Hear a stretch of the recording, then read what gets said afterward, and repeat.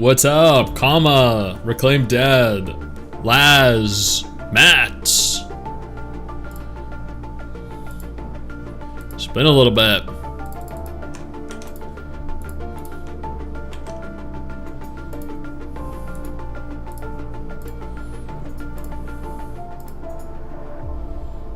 Finally getting you live at MMO Byte. Shane, what's up? How are you doing, man?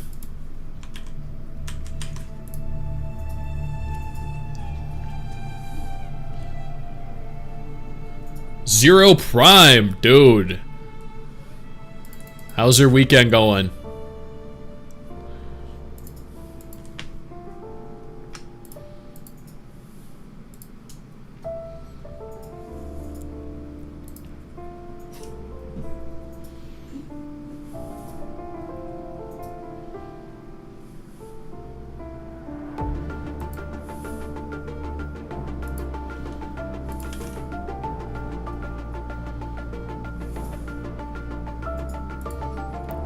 Shurak, Sumatasko, Momber. You mentioned ZZZ earlier and I had to go look. Ended up letting the music on their homepage loop for like an hour because it was such a banger. Yeah, Hoyo know how to produce some good music for their games, man. 100%.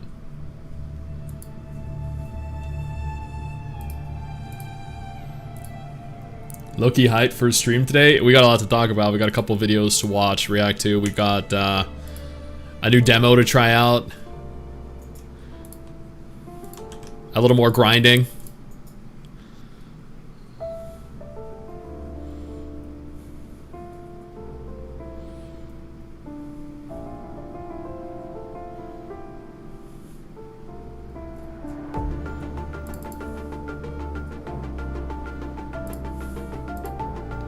You're a legend. Thank you, Shane. Appreciate that. Nate, what's up? June, how's your day going? Yes, I like your name.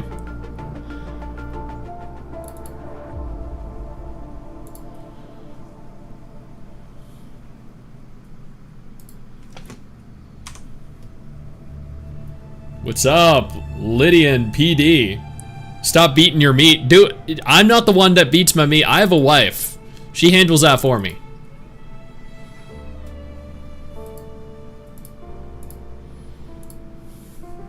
Like, most of the time.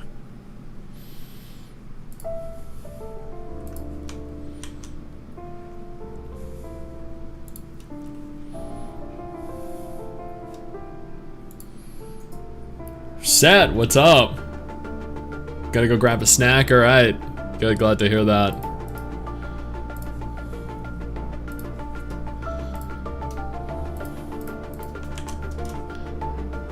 Kazi! Are you looking forward to Terraceland? I'm gonna upload my thoughts on Terraceland to the channel probably tomorrow. I honestly, I have a negative, very negative opinion on Terraceland. Due to how obnoxious they are with trying to sponsor me for a positive review to the content creators that they've banned. Like, yeah, my opinions are not positive. You walked into me saying that. Zach, what's up? How's your weekend going? YouTube chat is a thing too? Yes, Nate. Double Nate. We got two Nates in chat. Okay, we got one Nate on YouTube. We got one Nate on on Twitch. Heard about the Snowbreak PC revenue leak? We're definitely gonna talk about Snowbreak, but it's not the PC revenue leak. We're gonna be talking about something else. Something much worse.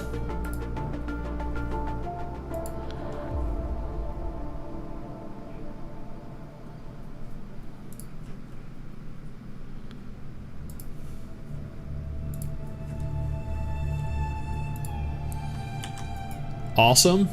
Okay, good, glad to hear. I can't have both going because of the weird delay in the video between the two. Yeah, I understand.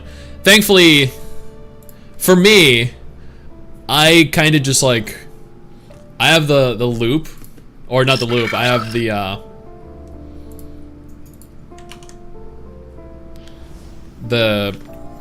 chat over on the side over there.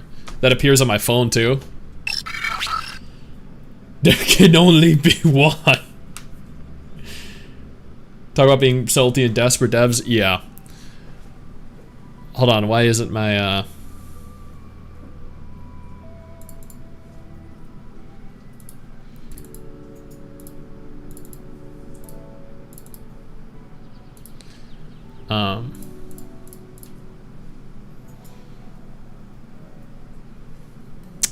Wuthering Waves being picked up. There we go. Trying to think of the word. Shit, I don't even know, like...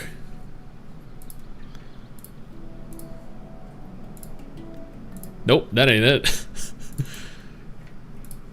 Nope. I think I deleted my Wuthering Wave. I think I deleted my Wuthering Waves layer. Hold on. Oh. I was messing around earlier with things. I think I accidentally deleted it.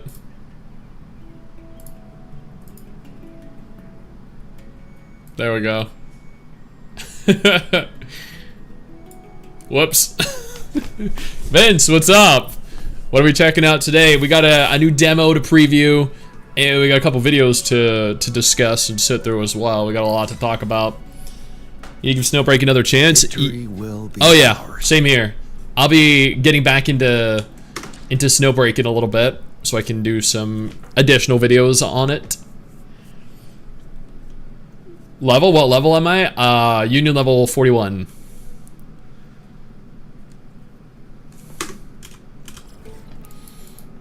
By the way, Nate, how are you doing today, man? Fellow Moon. Yeah, I think they released a trailer for that, right? The official trailer. Rastafaris, dude, how are you doing? What's up? How's your weekend going? Sticks did an oopsie. I didn't do an oopsie. I was like playing around with the audio, because I'm trying to bit by bit adjust my microphone so it sounds better. And while doing it, I accidentally hit my middle click, the scroll wheel. Tear them to pieces. And it deleted what I was hovered over. My field of expertise. So I was hovered over the Wuthering Waves layer. And that feels like a 5-minute game for me, and I think for others too. There's nothing wrong with that. Log in, do your dailies if you want to, farm some echoes, and then just go play something else while waiting for 1.1 to launch. 100%, just do that. It's theoretically endless in terms of content. You just need to pace yourself. That too, yeah. Like, people constantly told me, right? They're like, oh man, I hate Genshin Impact because there's nothing to do. And I'm like, I have plenty to do in Genshin Impact. And I'm like, because I took it very slowly. I didn't rush any of the content. How's the MMO future? You're heading out in a bit to go visit your parents? Okay. Nice, nice. Was yesterday I came to your channel? It was so bad, Mike, that it hurt my ears. It's much better now. Well, I'm messing around with it every single day. So. Why are they not making MMO of Wuthering Waves? Because it wouldn't be financially sustainable or even lucrative for them. That's exactly it. It makes no sense to make an MMO of Wuthering Waves. It would do horribly. And if you think about it, nobody actually wants an MMO of Wuthering Waves. Tear them to pieces. My field of expertise. Nobody has the time. Like, nobody would genuinely have the time to invest into an MMO of Wuthering Waves. It's that's just a little too much. I don't hate Genshin. I just hate how it's being treated. That's how I feel about Tower of Fantasy. People are like, why do you hate Tower of Fantasy? And I'm like, I don't hate Tower of Fantasy. I just hate how the devs behind Tower of Fantasy handle Tower of Fantasy. That's it. Have I checked our gacha gaming? I check our gacha gaming every single day, yes. Because they are some of the, they are a collective hive mind of some of the worst takes on the internet. Some of the worst gacha takes you will ever encounter. And it makes for hilarious content. But there are instances where the community does give a, or does present a topic for me that I was not aware of. So I do appreciate that.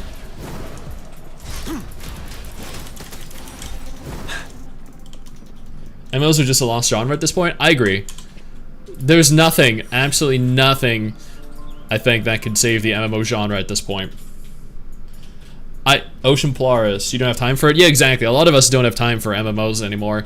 I think there can definitely be something that stops its decline, but nothing that will actually save it and revitalize it. Two very different things, I think.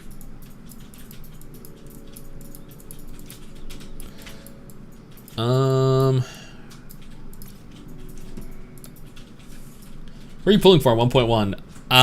Chongli. 100% Chongli. She'll benefit Encore, if I recall. Who I don't have. But. Could try Azure Premilia. Same here.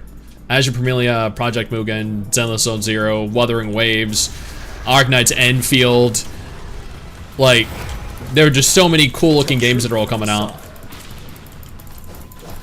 Not all of them are going to be good, but not all of them are going to be bad.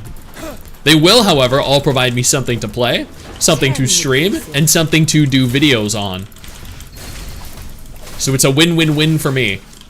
My field of expertise. When will pull for both Jinsa and Chongli, plays well against Thanos. No. Mrs. Sticks will pull for both. Mrs. Sticks is the kind of person that has no impulse control. Wind Rider.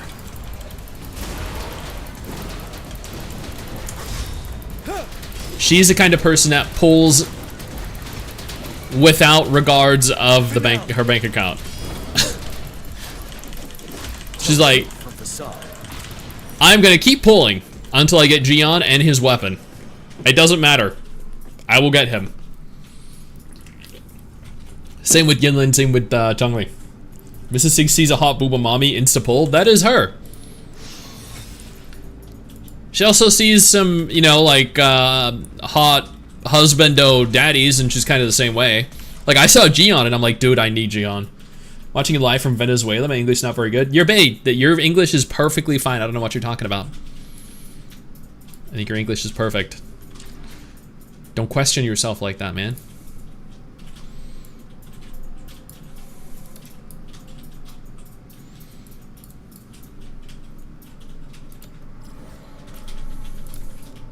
Korean MMOs fell off hard. They did, yeah.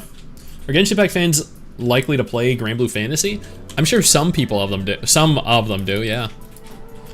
We're excited for the first Descendant. Mrs. Six and I are going to be streaming the first Descendant, and we'll stream Once Human as well. I hope she has the days off when they release. But if she doesn't, I guess I'll just be streaming them by myself. And you guys are welcome to join, of course. You can relate to Mrs. Sticks? Yeah, a lot of us can, 100%. Azure Lane's quite generous. Azure Premilia might be too. I definitely hope so. I love Azure Lane. It is by far the friendliest free-to-play gacha game out there. Your time is over. My field of expertise.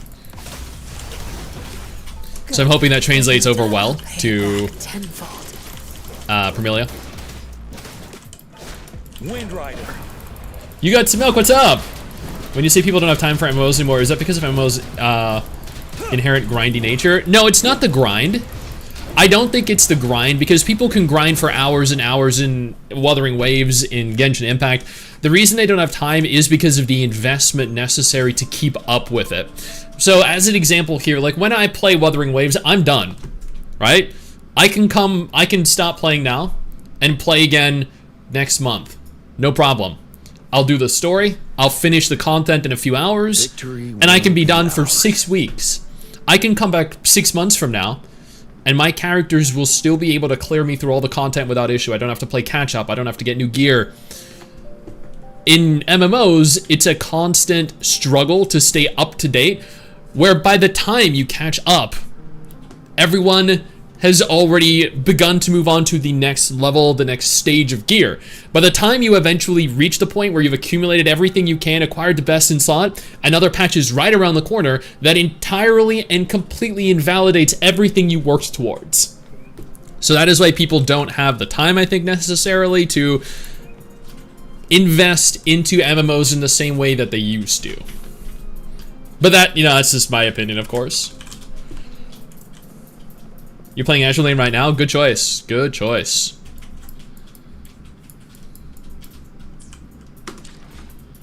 I officially quit PvE and MMOs. Yep, I understand that. Guild Wars 2 is so great you don't have to play catch up, really? Yep. When's Blue Protocol releasing? Yeah, I wonder the same thing.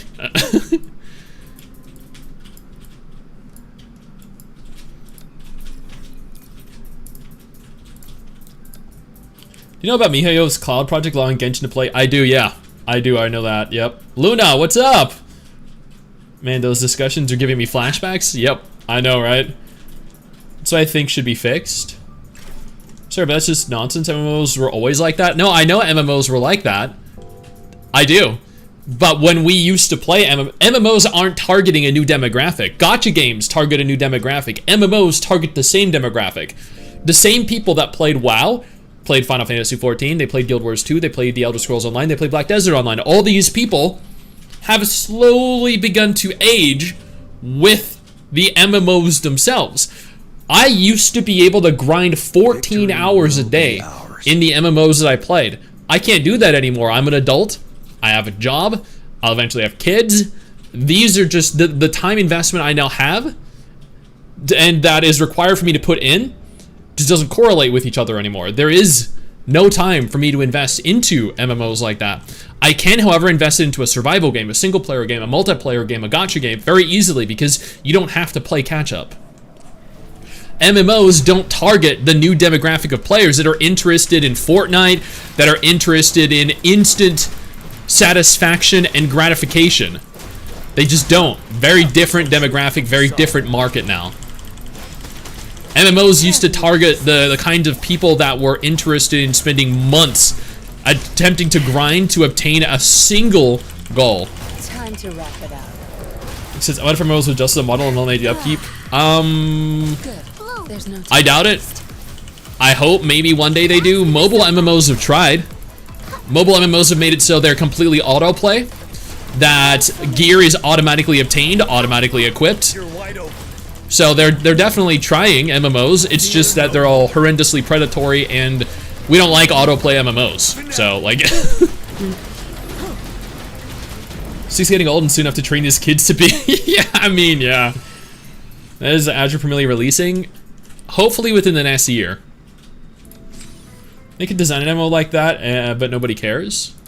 An MMO like which game? New gacha games power creep every patch. Can we survive that? You know, gacha games definitely power creep, but that doesn't invalidate the old characters. It just makes them less strong. Like, you can play Genshin completely free to play without issue. You can play Wuthering Waves completely free to play without issue. You can play Punishing Grey Raven. You can play Blue Archive, no issue. You don't even need to. You don't need to spend a single cent, and you can still obtain good characters. You can still upgrade characters. You can still get weapons. You can still clear all the content you want to clear, and you can do that whether you play it for 15 minutes a day, 15 minutes a week, or 15 minutes, an hour.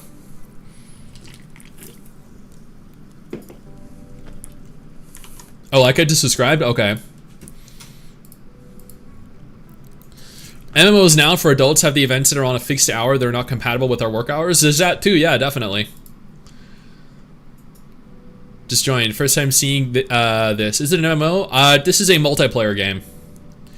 I can only play WoW for 2 hours a day, then 10 minutes Snowbreak. That's perfectly fine as well. Yeah, 100%. Orange Bang, what's up, man?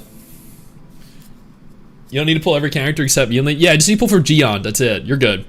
Picked up other games because I had pre-mades in my main game and had to wait for them and weekly reset. Yeah. What's the new game? It's called Creatures of Ava, I think, if I recall. Sora from Kingdom Hearts. Oh my god, dude, I don't love you as much as I like certain other characters from Kingdom Hearts, but I do very much like you from Kingdom Hearts, Sora from Kingdom Hearts. Most of the time it's just peak. Oh wait, Orange. Yeah, hey Orange Bang, what's up? How you got 40 solvent? I didn't burn through them all. People are spending all of their solvents attempting to grind the echoes they want. I'm just slowly gradually progressing. Like, my Geode isn't even that well built. I literally just finished getting some okay echoes for him. My Yinlin doesn't have her echoes yet, her proper echoes. My Verena doesn't have her echoes, neither does my Mortifi. He's still got fucking blue. Like, I'm the kind of person that gradually, slowly pushes through content at a pace that I enjoy. So eventually, they will all be geared. And I will have a shit ton of solvents. Deals. Consume any potion. Okay.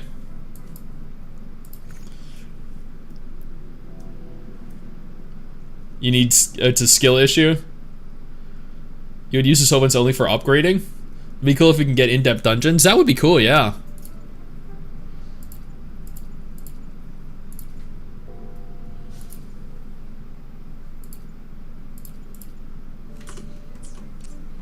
Oh, fuck, his back. Didn't want to do that.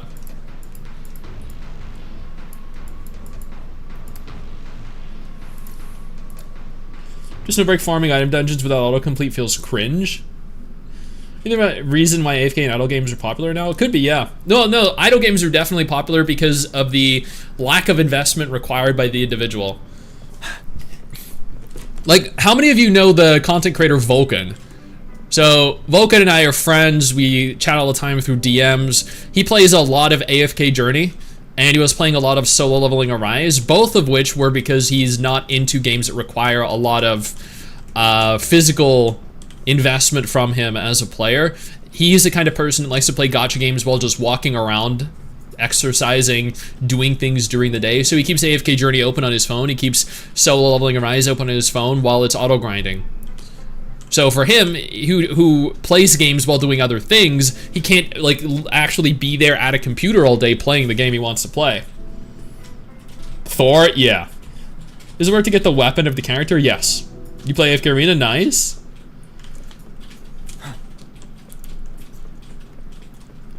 Autoplay is nice, being able to grind while at work is amazing, yeah. So I used to hate AFK games, and then, like in the last year, I've grown to be like, dude, I can set the game to auto grind the materials I need, and then I can benefit from all the rewards later during the day afterwards, you know? Although I still hate autoplay in MMOs. Autoplay in MMOs should not be a thing. Vulcan's nice, yeah, he is.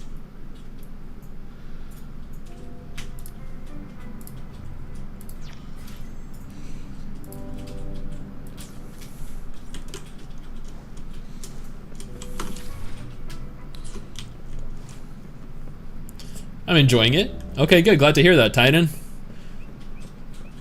Like, I want to do fun activities instead of grinding the same thing every day. Yeah, exactly. And having AFK as a feature allows for you to go do what you want while not necessarily having to grind and spend hours grinding. Are you hyped for Persona 5X? I am excited for it. I don't know how excited I am for it. I did enjoy Persona 3. I haven't played any of the Persona games since 3. Surprised there's no mission table in the game yet. Reason I really like Star Rail. Go on, spend resin. Yeah. You like the re-release of Luna Online? I don't remember really playing much of it. The re-release of it. When sweeps weren't a thing in Guardian Tales. Oh, dude, I love Guardian Tales.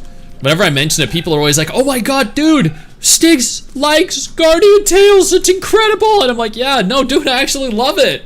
I think it's one of the better gacha games out there. Hold on, it tells me here for the event, I need to use a potion. I wonder if that means I could just use, like, one of these. I guess I'll find out. I'll just synthesize one real quick and see.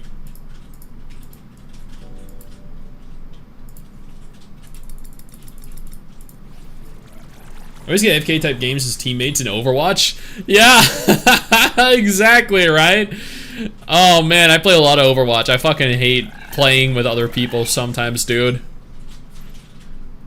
It's obnoxiously bad. Goddamn.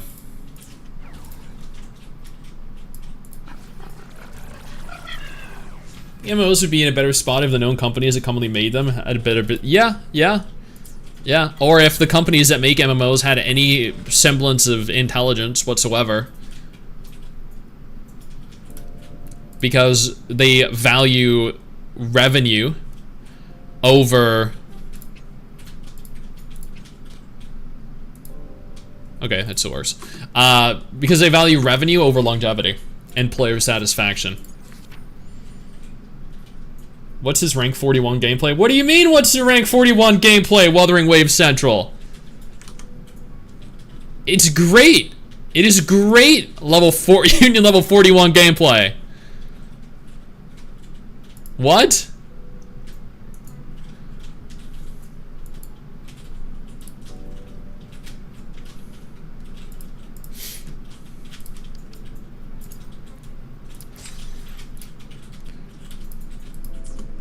Don't be hating because I got here playing casually. MMO publisher. Yeah. You haven't even maxed out crafting and cooking level. No! Dude! Give me a break, okay? I'm a casual player. I play very casually. I am slowly. By the time 1.3 comes out, I will have finished what most people did in 1.0.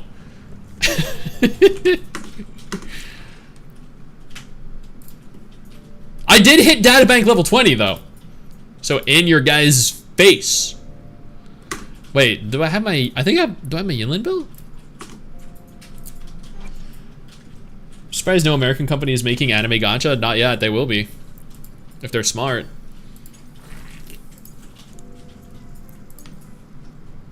Okay, they're all shit, but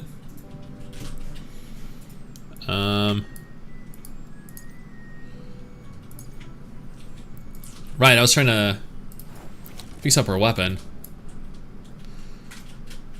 Where are you from? Synthesis and Exiles? Okay. And okay, I definitely need more lining. Alright. A little more farming we do. Here we go.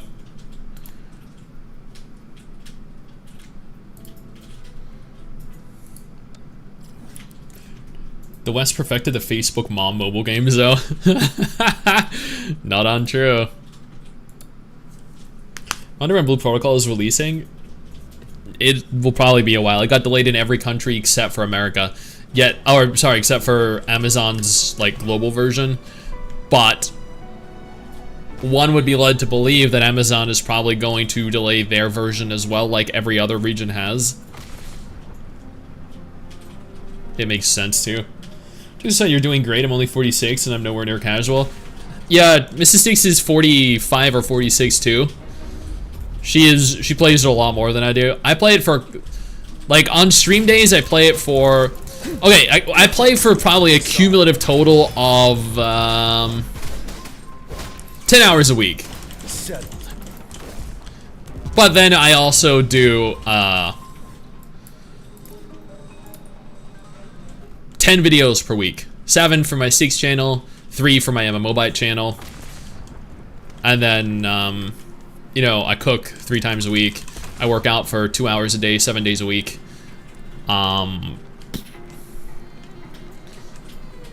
Yeah, my day's pretty packed. I don't have, I then have to push through other stuff. I play Nikke every single day. I make sure to push through my dailies, push through a little bit of extra content in Nikke. And then try and play through other gacha games too. Newer ones specifically. Think you got permission?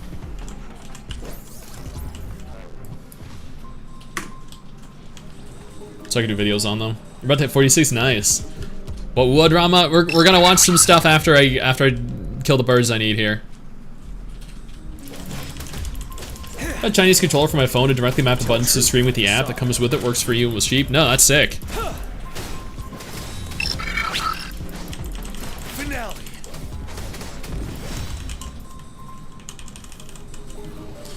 Only 10, you're sagging. I'm trying, okay, man. 10 hours is a lot of time to invest to a gacha game each week. 7 days a week. Do you get any rest days?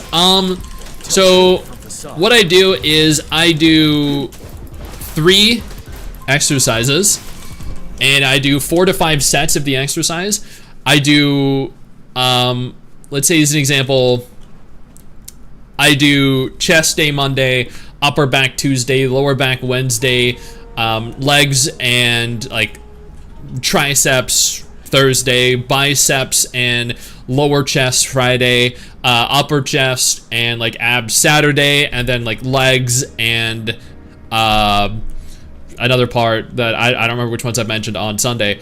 And so I focus on 1 to 2 parts per day. I just work on 3 exercises, 4 to 5 sets. I cycle between heavy and low reps and light and high reps. So for week 1, I will do the same exercises as week 2. For week 1, I'll do like, let's say as an example, I bench 200 pounds, right? I'll bench like 5 at 200, 4 at 220, 3 at 240, like that. Or start high and work my way lower, rather. And then week 2, when I do the same exercise, I'll bench like 140, and then I'll do 25 of that 140, and then 20, and then 18, and then 16. So week 1, I'm focusing on lifting heavy to build strength, and then week 2, I'm pushing into hypertrophy to build muscle and shape. So I kind of cycle between lifting heavy, low rep, lifting light, or medium to light and high rep. But every exercise is a maximum of 2 hours. I don't push beyond 2 hours because I get bored. Tell truth from facade. And that's pretty much a workout. I work out 7 days straight, and then I will take a 2-day break where I just do about 20,000 steps in terms of cardio. And then after that 2-day period, my muscles should have recovered to a point where I can safely lift again without feeling absolutely destroyed physically. Tear them to pieces. My field of expertise. So as an example, I worked out for the last 7 days, and then my 2 break days were yesterday and today. So I do take break days. I just take them after a full 7-day like full body workout. But that works for me. It won't work for everyone. Is there any good auto game with beautiful graphics like SLA? Have you tried AFK Journey? It actually looks very beautiful. Hope you like Chongli. Yes, I definitely like I mean, I have not seen anything related to Chongli at all, because I would like Kudo to continue to sponsor and partner with me for future upcoming videos, and I would never discuss or even talk about or even reference any kinds of leaks. Nope, not me. Girl gymnast in my high school could bench 210. Imagine the jokes. I used 200 as an example, but yeah, no, that's pretty good. Finale. Tell truth from facade. I think being able to bench 200 pounds is still a good amount, like regardless of how fit or unfit you are. Don't let anyone make fun of you for how large or small the number is that you can lift. Vilux, what's up? You have 27,000 steps every day. Maddie, dude, how much do you walk? Holy crap. I hit like 15 to 20,000 steps a day. Mrs. Sticks, even like working as a nurse, only hits about 10K. How do you have 27,000? That is crazy.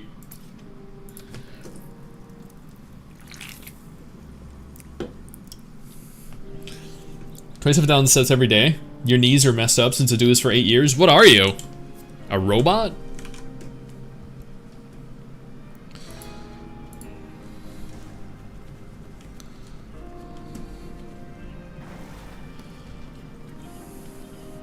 How's your day though, Vilux? Just your short opinion of the game. I play TOF. Is it worth a try? 100%. 100%. The game is good. It's fun. It's fast. It's fluid. World is beautiful. I think this is the best looking aesthetically. The best looking gacha game out there right now. Tell truth from facade. Tear them to pieces. My field of expertise. You're wide open. You don't even strain your legs that hardcore? Yeah, that's crazy. 27,000 steps. Like every now and then I'll get 30K, but that's me trying hard.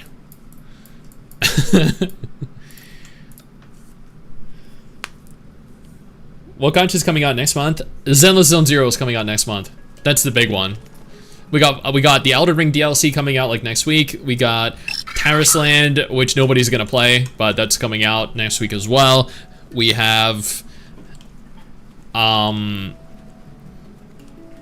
Trail coming out in like a week and a half, 2 weeks, 28, yeah, like 2 weeks. Then we have Zenless Zone Zero. Then we have 1.1 for Wuthering Waves coming out on the 28th too, and then we have Zenless Zone Zero coming out on the like 4th of July. He's in the 3D Dorm feature for Azure Lane. Unfortunately, not yet. No. Your first Star L regarding character design. No, I wasn't talking about character designs. I'm talking about the world. Like aesthetically, I think the world is more detailed in Wuthering Waves than any other gacha game. Like, it's enormous. You can go as far as you can see. There are no loading screens. It's accessible seamlessly. Everything is really high quality and just looks really good. Tell truth from facade. Just in terms of overall textures, like I think Wuthering Waves is the best aesthetically. Like if we're talking characters, I think Nikkei and Azure Lane have better looking characters, but like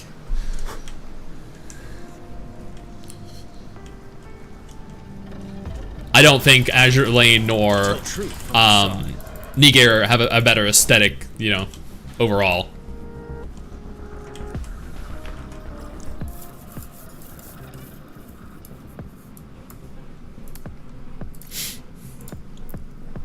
Wait, you play Elden Ring? I don't actually. Mrs. Sneaks played like dozens of hours on it on stream, and I was like, I do not have the time to invest into this, not at all. Azure Lane pros they are, yeah. We know you prefer Tower Fantasy. Oh yeah, Tower Fantasy is my favorite game. I'm actually the biggest Tower Fantasy content creator. Like, hold on, let me give you guys an example here real quick. Let me show you what I mean.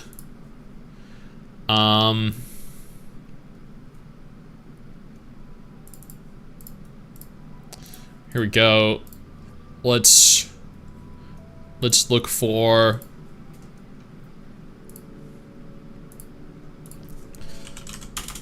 Tower.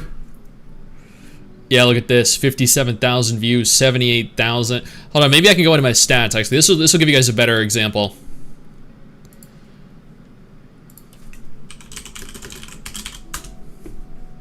Here we go. We'll sort by views here. Almost 200,000 views. 83, 78, 65, 57, 53, 52, 48, 44, 41. I mean, numbers don't lie, right? Numbers don't lie. #1 TOF content creator, easily. What can I say? Their community loves me. You quit 2F after Wuwa collab because they expected them to release a reboot server. Yes, they said that we're going to, but I think China didn't like the reboot server, so they just kind of scrapped the idea, right? That's what I heard. My field of expertise. Break.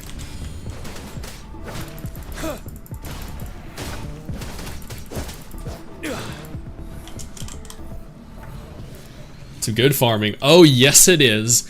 And you know what I have to, all I do? I'll just, you know, look at something funny they did and say, damn, that sucks.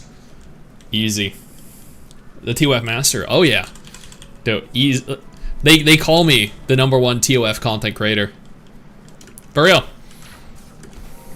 Not even joking. Don't talk about TOF. Are you crazy? You're gonna summon them.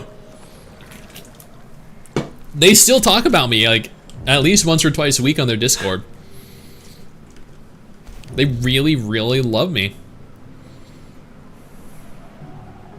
Wait, is this the... Oh, yeah. I can't go in there. My bad. Didn't you also create the 2F subreddit? I created one. Yeah, just like the Blue Protocol one, because I thought... So I was of the opinion here, and apparently this is not the common opinion. I thought, if you like a game, then you should be able to create a community for it. That's what I thought.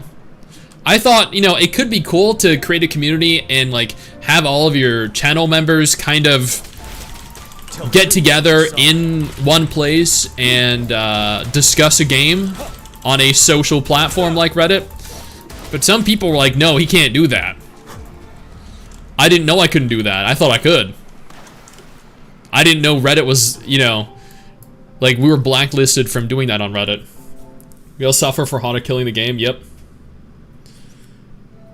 Living rent-free in their head. Oh yeah, you're their Voldemort. They actually... You guys want to know the funniest thing about Tower Fantasy? They call me, because they don't want me to know they're talking about me, you know what they call me? They call me the S guy. Because they think if they refer to me as the S guy rather than Sticks, I won't know they're talking about me. Made a good video about WoW, but the community is still mad because of the score 7. I did a video on that. I did. The 7 score was totally fair. It was everything the reviewers said outside of the 7 that made people upset. I know I gotta do the exploration quest. I do. I just haven't yet. Ass guy? S. The letter S for Sticks. They call me the S guy. It'd be great. I'd be totally cool if they called me the ass guy. With how much I play Nikke, that actually makes sense. Wait, what am I saying? I don't actually play Nikke, right, chat? According to the YouTuber, I don't play Nikke. Tear them to pieces. Try another game. I played ESO. Okay, yeah. Voldemort. G game. T guy. S guy. Sus guy. S guy. I think Azure Premilia is going to be more tame than Azure Lane, 100%. But I think it'll still be very cool. I still think it'll be very cool, very cultured. But you can already tell just looking at their character models that the Azure Premilia game definitely caters to feel like a younger demographic of characters. The characters look more girl rather than woman.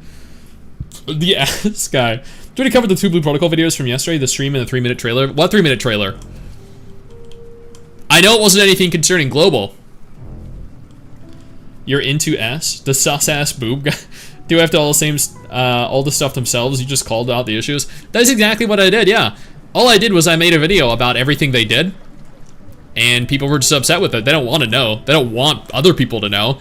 They want people to come into their game blindly and play it. Tell truth from facade. I've had enough. Get lost.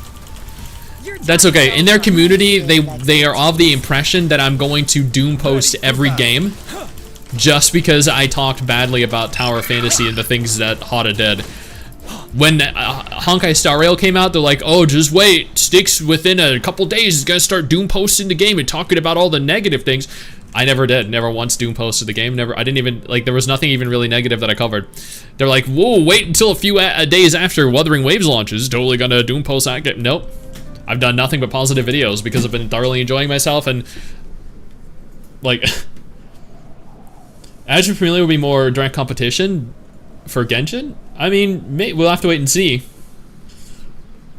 I also can't go back to Genshin after getting used to Wu's combat. And yeah, I think feel like it's the case with a lot of people. A lot of people have been saying that they like, go back to Genshin and then they try running up walls. They try doing the grapple to get higher and they're like, I can't. And it just sucks. No Blue Protocol Global News now. Still no. I can take Wind Rider. Who have died and the ass guy killed. Oh my god. Yep. I'm sorry.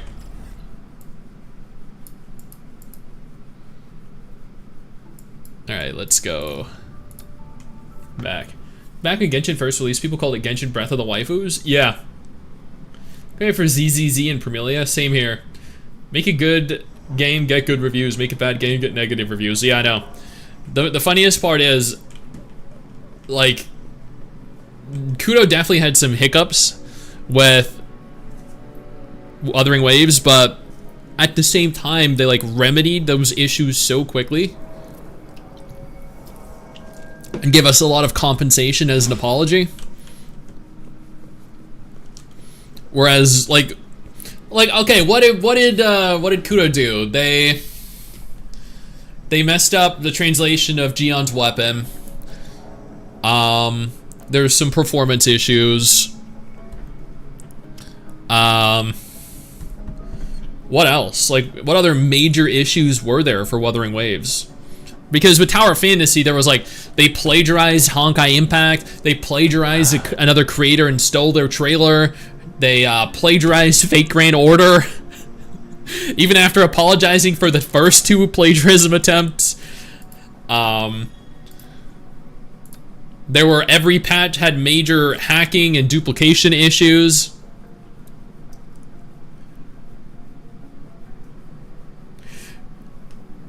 You want to know the funniest part, though, about Tower of Fantasy and the duplication issues? So, here's the thing. I still have this DM.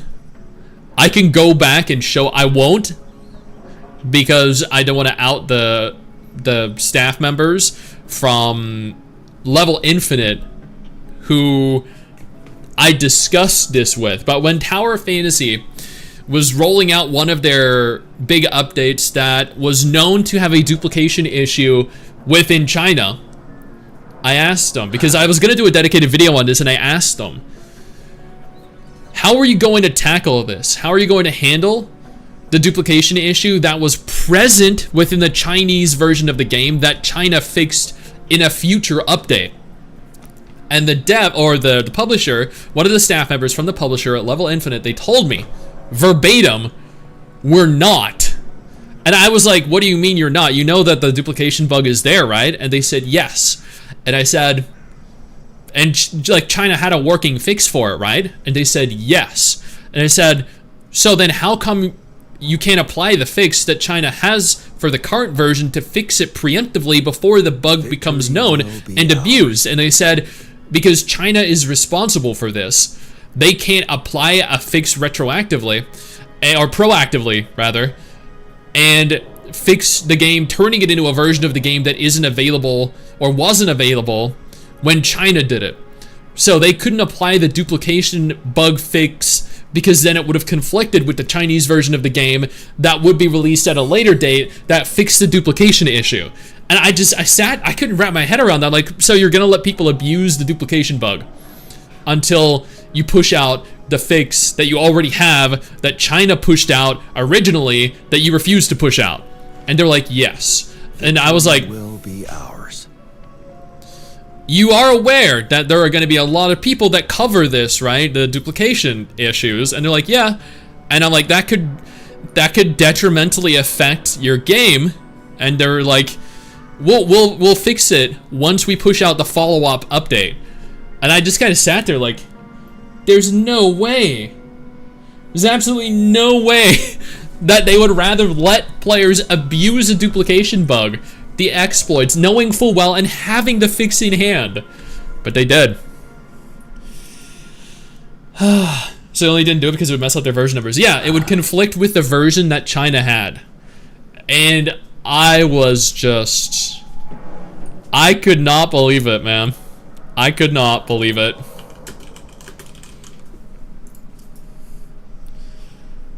Genshin was a Japanese game, would have already been banned in China. Skills online economies, yeah. According to some info rumors, there are Genshin fans hating a lot of WUA, but honestly, they should be thankful because WUA's the one making MiHoYo. Yeah, I know, they are improving, yeah. I was pissed because I didn't have the duplication bug. Yeah. Rep, man. I wonder if it's going to affect the PS5 version since it's a different server. Who knows? All right, you know what? We're done with the grinding for now, or some of the grinding for now. Let's go ahead and look at some videos, react to some stuff, because there are a lot of things I want to check out. Are you guys ready? We'll go through this bit by bit. Let me get the tabs. Open the tabs. Holy crap! There are actually a lot. I think that's all of them.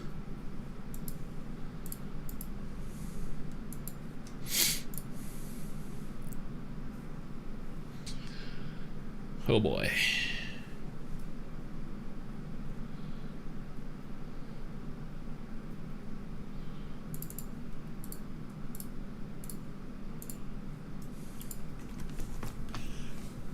Better motivation for change than direct competition. Competition's good after all. It is, yeah. I'm glad WuWa is out to make competition. A lot of games get healthier of it. They are. Exactly. 100%. Alright. Wuthering Waves is failing expectations. And that's okay. Wuthering Waves is failing. Okay, Wuthering Waves is failing expectations. It's a bold statement to make. Let's go ahead and find out why they're failing expectations, chat. Wuthering Waves is the latest open-world gacha RPG developed by Kuro Games, and if you somehow haven't heard of it, it's the most recent Genshin killer, with over 30 million pre-registered players worldwide.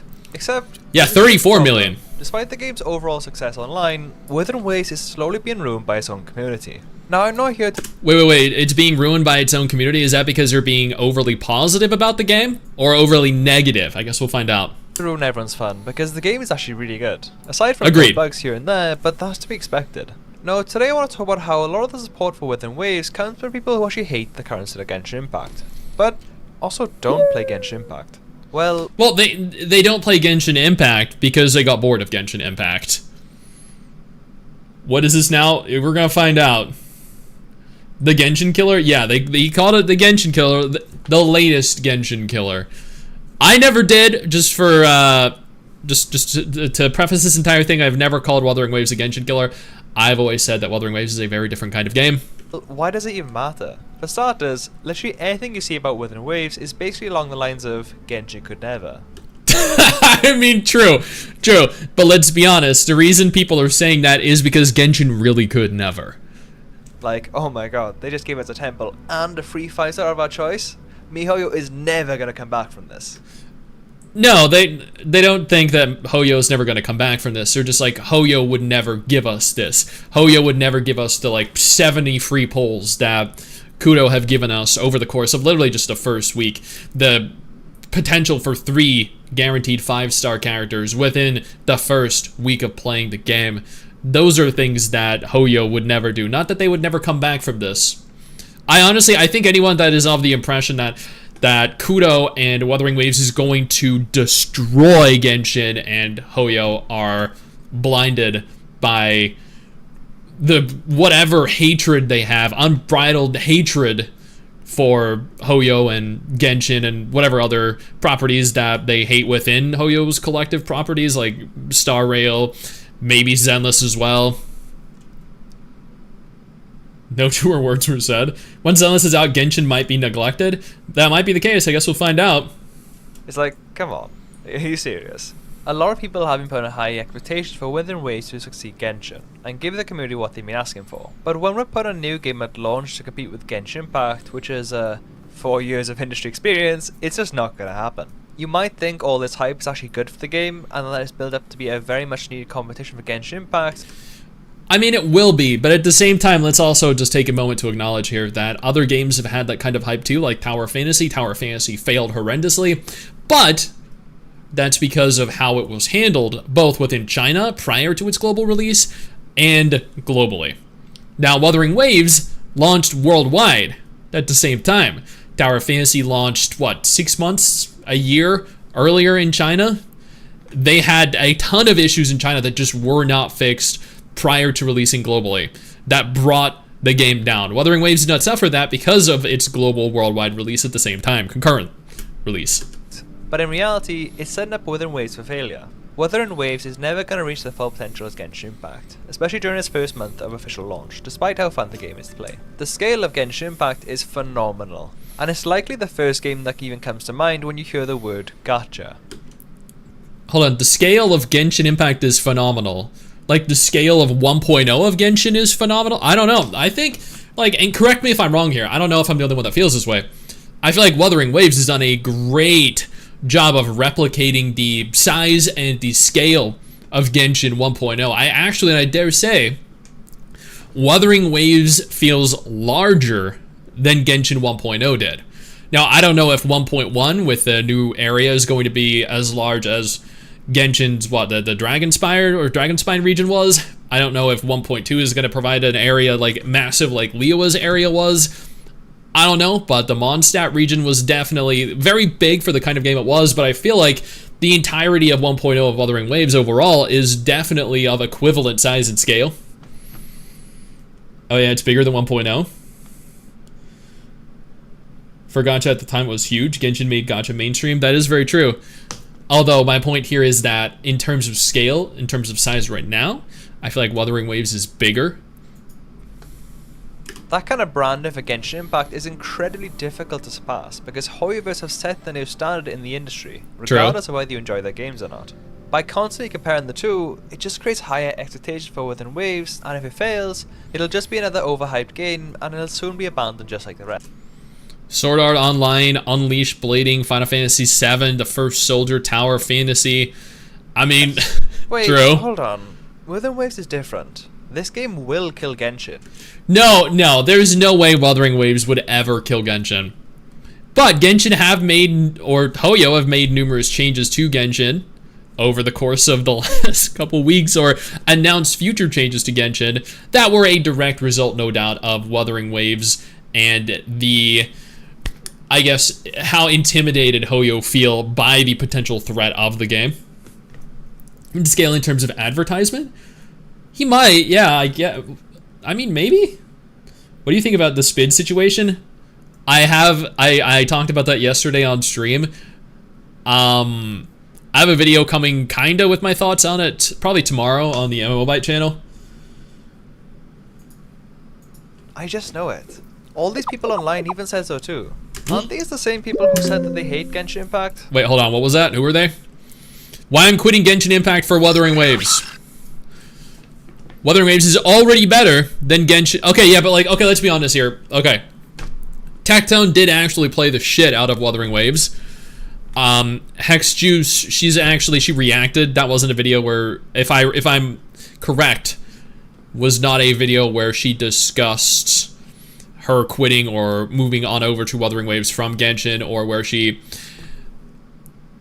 I'm pretty sure that is just purely a reaction to an already... Yeah, it says there Hex Juice React, so that is definitely a reaction video. And... okay, so this one, Genshin ripoff Wuthering Waves. I mean, I don't think Genshin conceptualized the Chinese lion dance thing, but I mean, sure. The oil up lady? Hex Juice is actually pretty nice.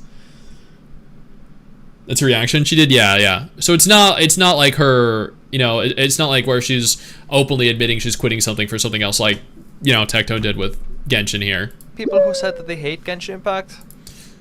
Hold on. Wait, there's more. Do I miss it? Why I haven't played Genshin Impact in 9 months. Genshin Impact still sucks in 2024.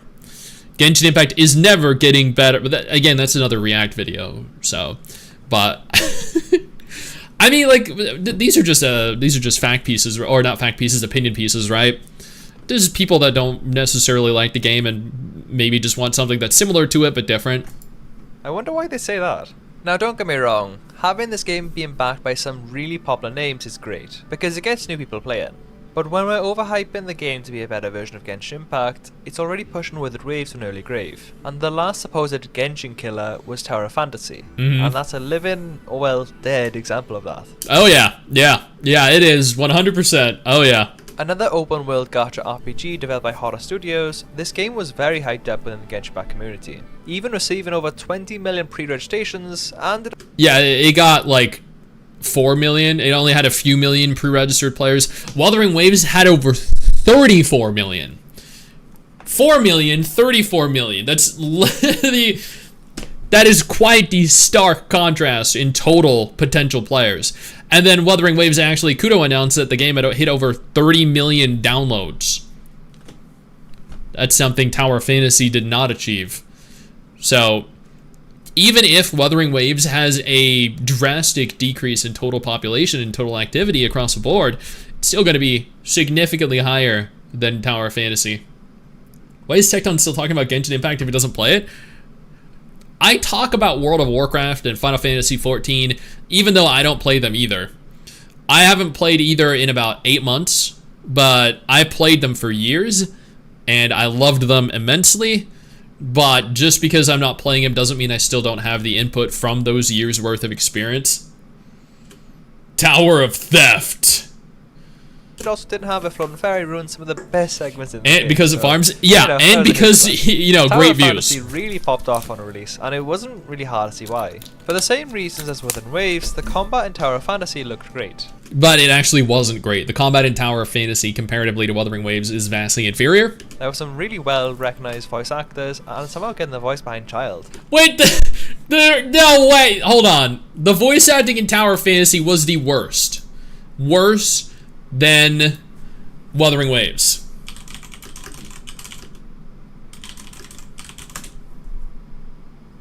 Wait, what's that? This is unfair.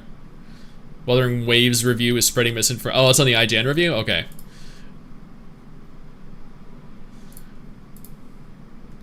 You guys want to hear? You guys think Yang Yang's voice is bad? Keep it from you. Just I don't want to discuss it with outsiders.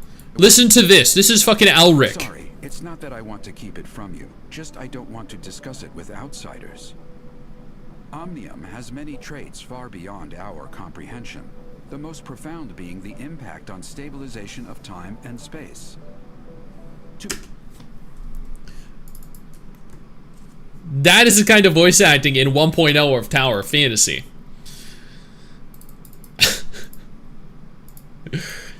And you know the worst part about that, though?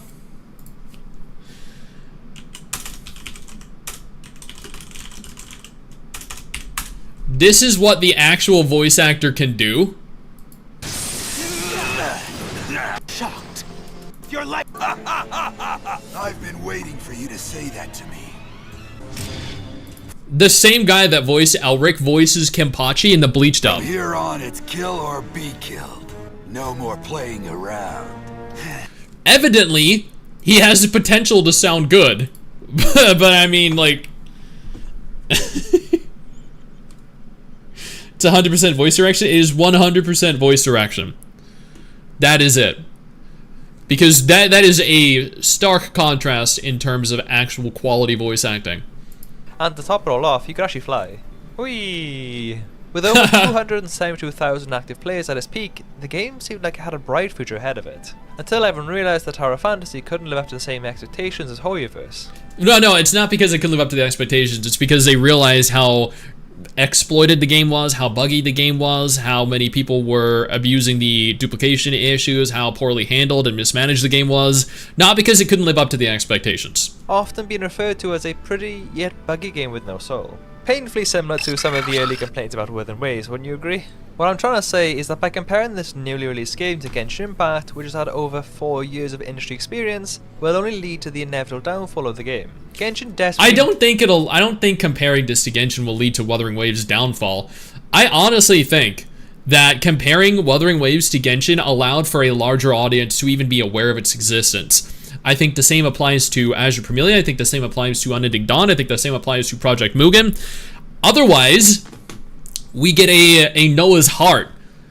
Noah's Heart claimed they had like 7 million pre-registered players, but when the game launched, there were like 73 downloads.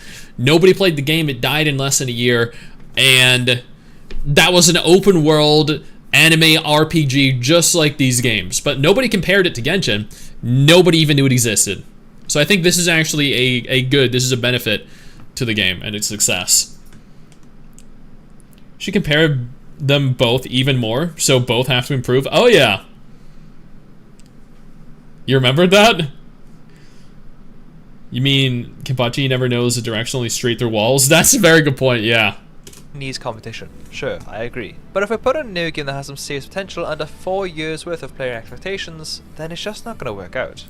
Well, it's like saying that Final Fantasy XIV would never work out because it was compared to World of Warcraft, but evidently that's not the case. Final Fantasy XIV actually became the second most popular, second highest grossing MMO in the world.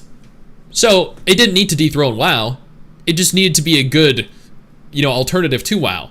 Wuthering Waves doesn't need to overthrow Genshin. It needs to be a good alternative to Genshin. It can secure itself and its place as the second biggest gacha game in the world, potentially. Doesn't need to be the first, but I mean, just because you're not the first doesn't mean you're not still incredible, or you're not still great, or you're not still fun. The best thing If I were them, happened I'd out of take this a entire number 2 situation spot was the easily. res increase, but even that was a minor panic decision just to hook players What's up, back into Snappy? Genshin Impact.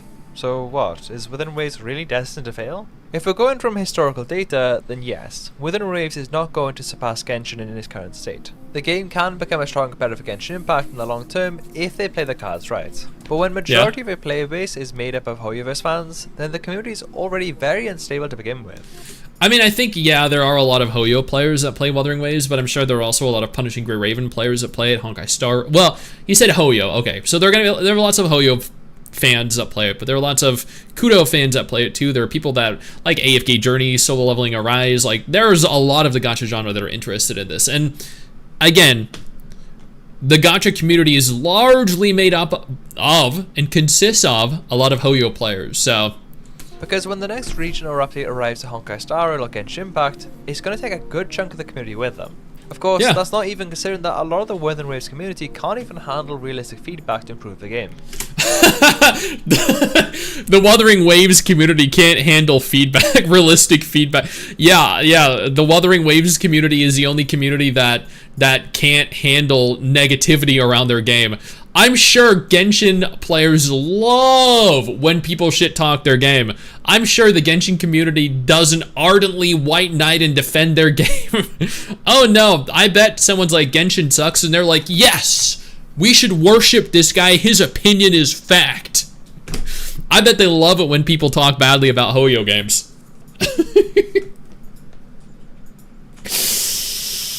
Oh, sure. Even just talking about how some people can't even access the game or worries for the future will just get you hate bombed. And when you take a look at the things like the monthly subscriptions, the battle pass, and the UI, especially the UI, it all just looks very similar to Genshin. Even the cost per roll is 160 asteroid, which is the exact same as Honkai Star Rail and Genshin Impact. Well, a lot of games have 160, currency for polls. Like, come on, that is a bit of a stretch. If you ask me, it feels intentional. The system is designed to have a close resemblance to Genshin, with improved features to entice fans to play. But it's That's not not a bad thing. in the long term because Wuthering Waves hasn't carved out its own identity outside of being a clone of Genshin Impact. Just like how Genshin Impact evolved from being a Breath of the Wild copy allegations, Wuthering Waves needs to provide a unique selling point that isn't just the combat if they want to compete in the market. Because if content creators are literally skipping through the story just to play the combat, then that's an early sign that the game isn't going to keep people hooked long term. But Hold on, wait, can we, okay, wait. Let's go back a little bit here. Listen to what he says. in the market. Because if content creators are literally skipping through the story just to play the combat, then that's an early sign that the game isn't going to keep people hooked long term. The game isn't going to keep people hooked long term because they are speed running through the story just so they can play the game. What is one of the most requested features in Genshin Impact? Please implement a skip button. That is a wholly invalid comment. I'm sorry. If a significant portion of Genshin players would love a skip button, then clearly this is not going to have a detrimental effect on the potential success or longevity of the game. But I don't want to be pessimistic about this game because it is actually really good. It The is. combat is great. Yep. You can even run across buildings like it's nothing. Yep. And a lot of the character designs are really good. Agreed. Wuthering Waves just needs a push in the right direction to really perform well in the industry. And Well, this is a lot of 1.0. Hoyoverse developers in China see that too. You see, there's no rivalry between Genshin Impact and Wuthering Waves because the game is so good that even Hoyoverse developers are actually playing it too.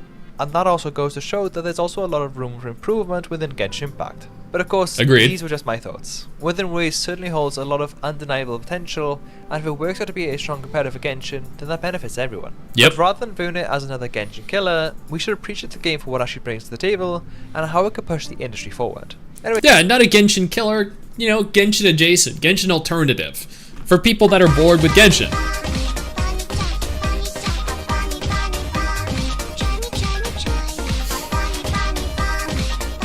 This is 1 month of release time, not even? Yeah.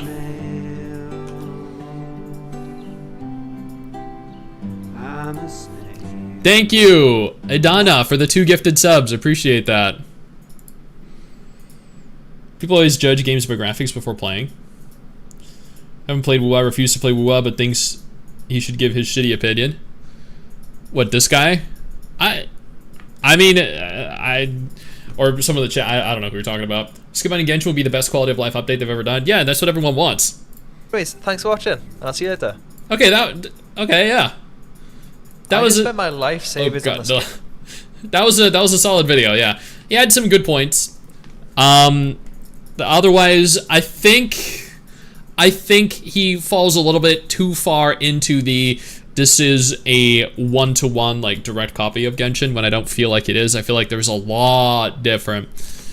But overall, I do think that Wuthering Waves has a significant potential to be a great competitor. I don't think it's going to be a killer. I think it can coexist just like Final Fantasy XIV and World of Warcraft coexist. I think it can coexist like all the Battle Royale games do, like PUBG, Apex, Fortnite, etc., etc.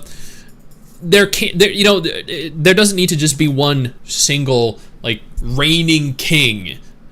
I feel like there can be multiple. And Wuthering Waves will probably fit into that category. Careful, the White Knights are here. White Knights are everywhere, man.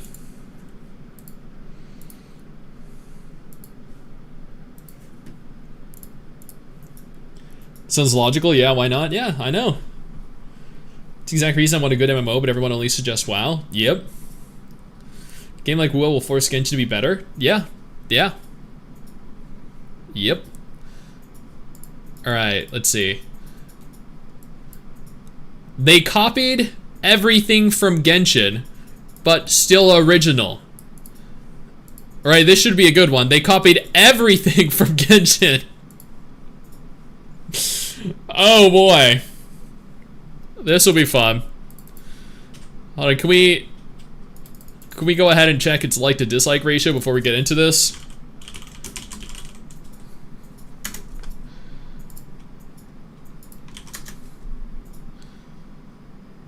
Oh, they have likes and dislikes disabled.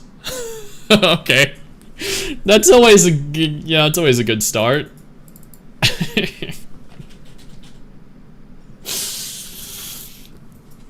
Okay, here we go. This is gonna be fun, I think.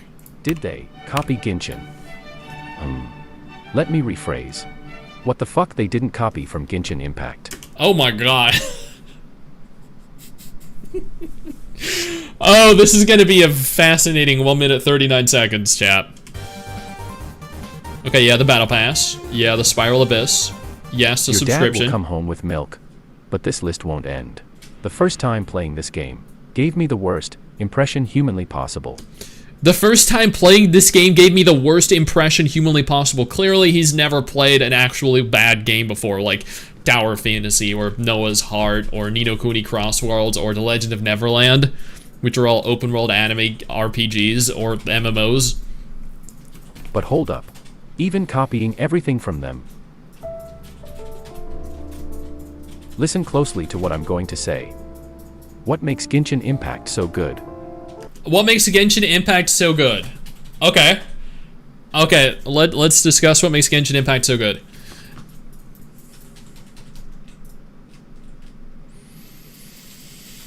Definitely not its community.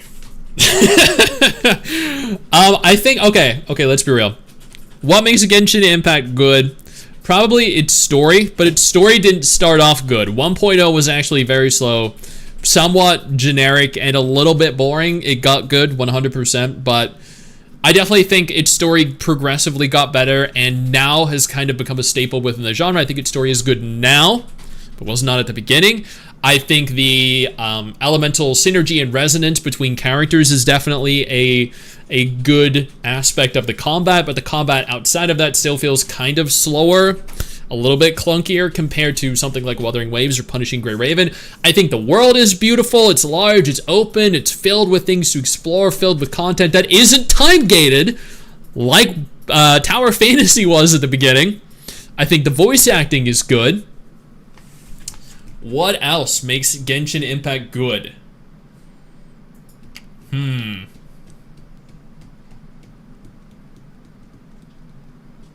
The music. Okay, yeah, that's a good point. Music's good. But I think, yeah, they're I think what make Tower Fantasy Genshin Impact good.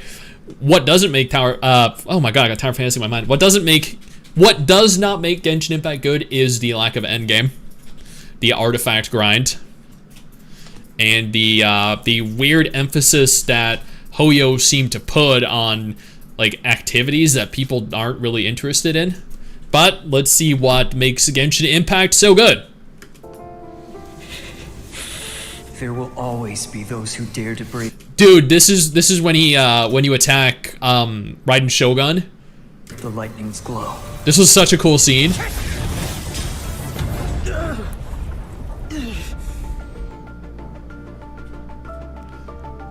Yeah, its story is really good. It gets really good, definitely. Almost everyone underestimates that we playing a great story. But everyone at the same time, or a very large majority of vocal players online, all really desperately want the skip story button. So, is it as good? Is this as good as we are led to believe it is, or the community would have us believe it is? Am I recording? I'm not recording, but I will use this for a video 100%. Men in Genshin look like boys. You know what? You're not wrong. I have pointed out, and I've discussed this at great length. I think Genshin Impact has some surprisingly young-looking characters that aren't as well animated as the characters in Honkai Star Rail or Wuthering Waves. Like, if we take a moment here to compare, let's compare characters from like the early stages of the respective games, okay? We have Diluc, okay, from Genshin Impact. We have who's the character from Honkai Star Rail? Jing Yuan is a character from Honkai Star Rail. And then let's get Wuthering Waves Jian. Okay, let's get 3 characters and put them up against one another. So we have Genshin Impact. We have Jing Yuan, who is a significant improvement, right? Like, this dude looks like a man. He looks like a little cartoon character. He looks like a man. And then we have Jing Yuan from Wuthering Waves. Like, evidently, Genshin's characters look significantly younger and not nearly as impressive. That is my opinion. I think Genshin definitely got better over time, but comparing the early stages of each respective game, we can clearly say that Genshin's character designs for the males were vastly inferior to what we have at present. Real 6-pack instead of it painted on like Ito's. Alright. Diluc has a baby face? He does, yeah. Rather than a sexy waifu or husband RPG. Oh, wait, what's wrong with a sexy waifu or husbando RPG? What's wrong with that? Why can't we have a sexy waifu or husbando RPG? What's wrong with, you know, Love in Deep Space? What's wrong with having you know, going to Snowbreak route? There's nothing wrong with that. I'll take that 100%. Maybe people will be less inclined to skip the story then, or want to skip the story then. Waifu or husband RPG. By the way, chat, this is sweat. It's sweat, okay? Sweat. It's because it's hot there? Very rude, it was, yeah. Or husband RPG. If you don't believe me, let's do a comparison. Oh boy. Okay, that looks like some AI art from Castlevania on the left. And then we have like a Dungeon Fighter Online character. But I mean, like, let's be honest. These kind of look like these look very similar to me. They look like AI art of 2 different properties. That's it. Like, there's no distinguishable difference other than color palette. The first one was a random art I found on internet. Okay. Tell me why you felt a difference to this one. I didn't feel a difference to that one. I looked at both and I was like, they look like someone got AI art and typed in Castlevania and then typed in Genshin Impact. I feel no difference to either of them. What about you, chat? What about you? Do you feel Do you feel like there is a significant difference in terms of, you know, each respective collection of images?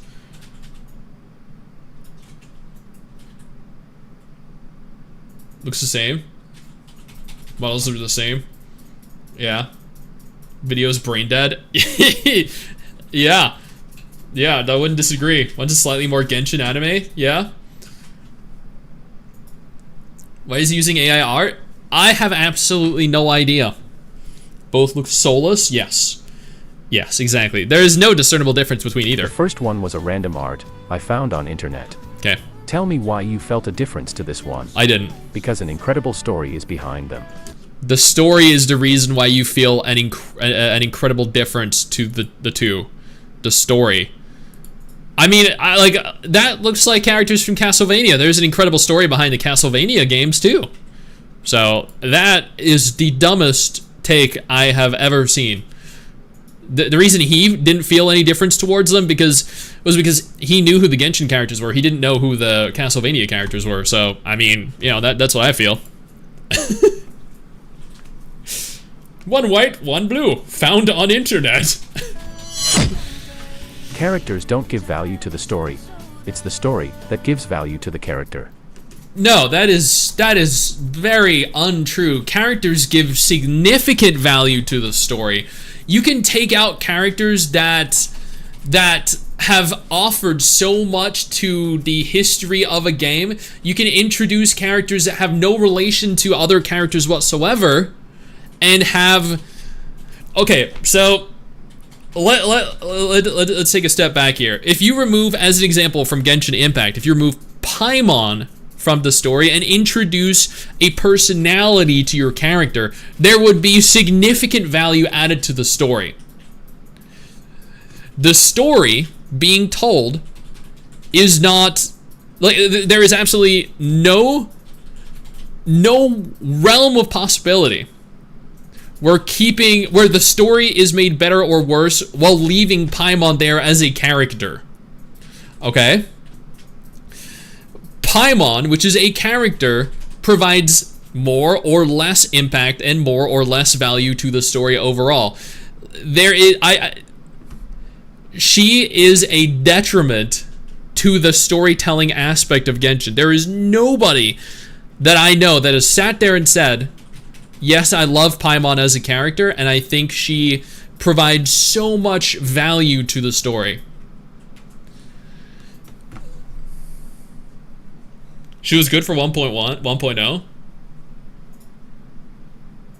She's your reason for your skip button? Yeah.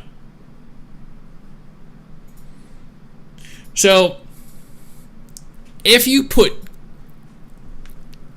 have good characters, the story can be enhanced.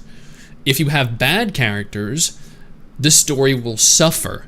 The story can be incredible, but if the characters suck, then you're not going to have any attachment to the story.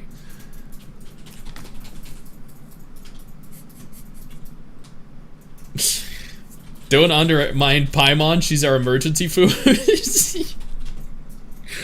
But what do you guys think? Do you think removing core characters from a story would have no impact on it whatsoever?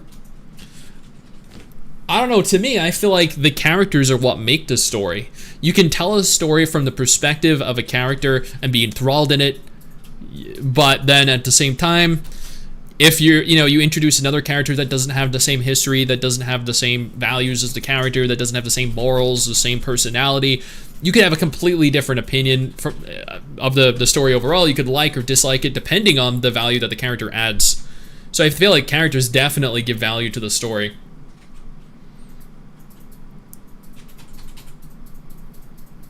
Facts.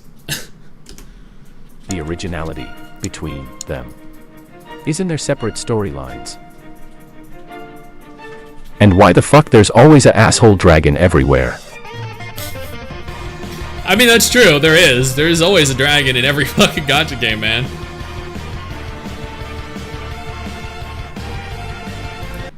Oh, that was a very weird video, chat. That was a weird one. Dragons are cool. I don't think I'd want to play a game where I would be a kid. Understandable. Every fantasy game should have a dragon. You have balance between characters and the game story to actually make things interesting. Yeah, I feel like you can't have one without the other. You definitely need both. The story makes characters more interesting, but the characters make the story more interesting. Both benefit each other.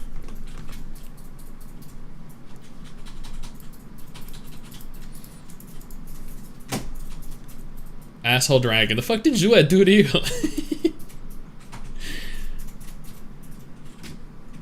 A very valid question.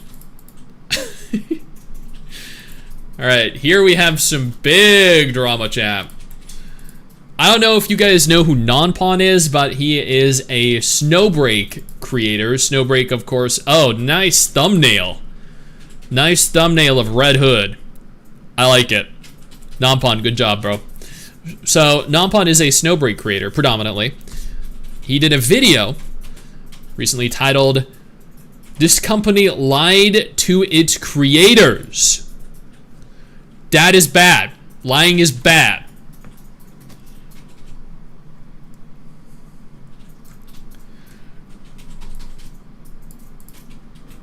What's up, everybody? Nonpon here, and this is not a video I would want to make, and I am not very happy. I'm in a pretty bad mood.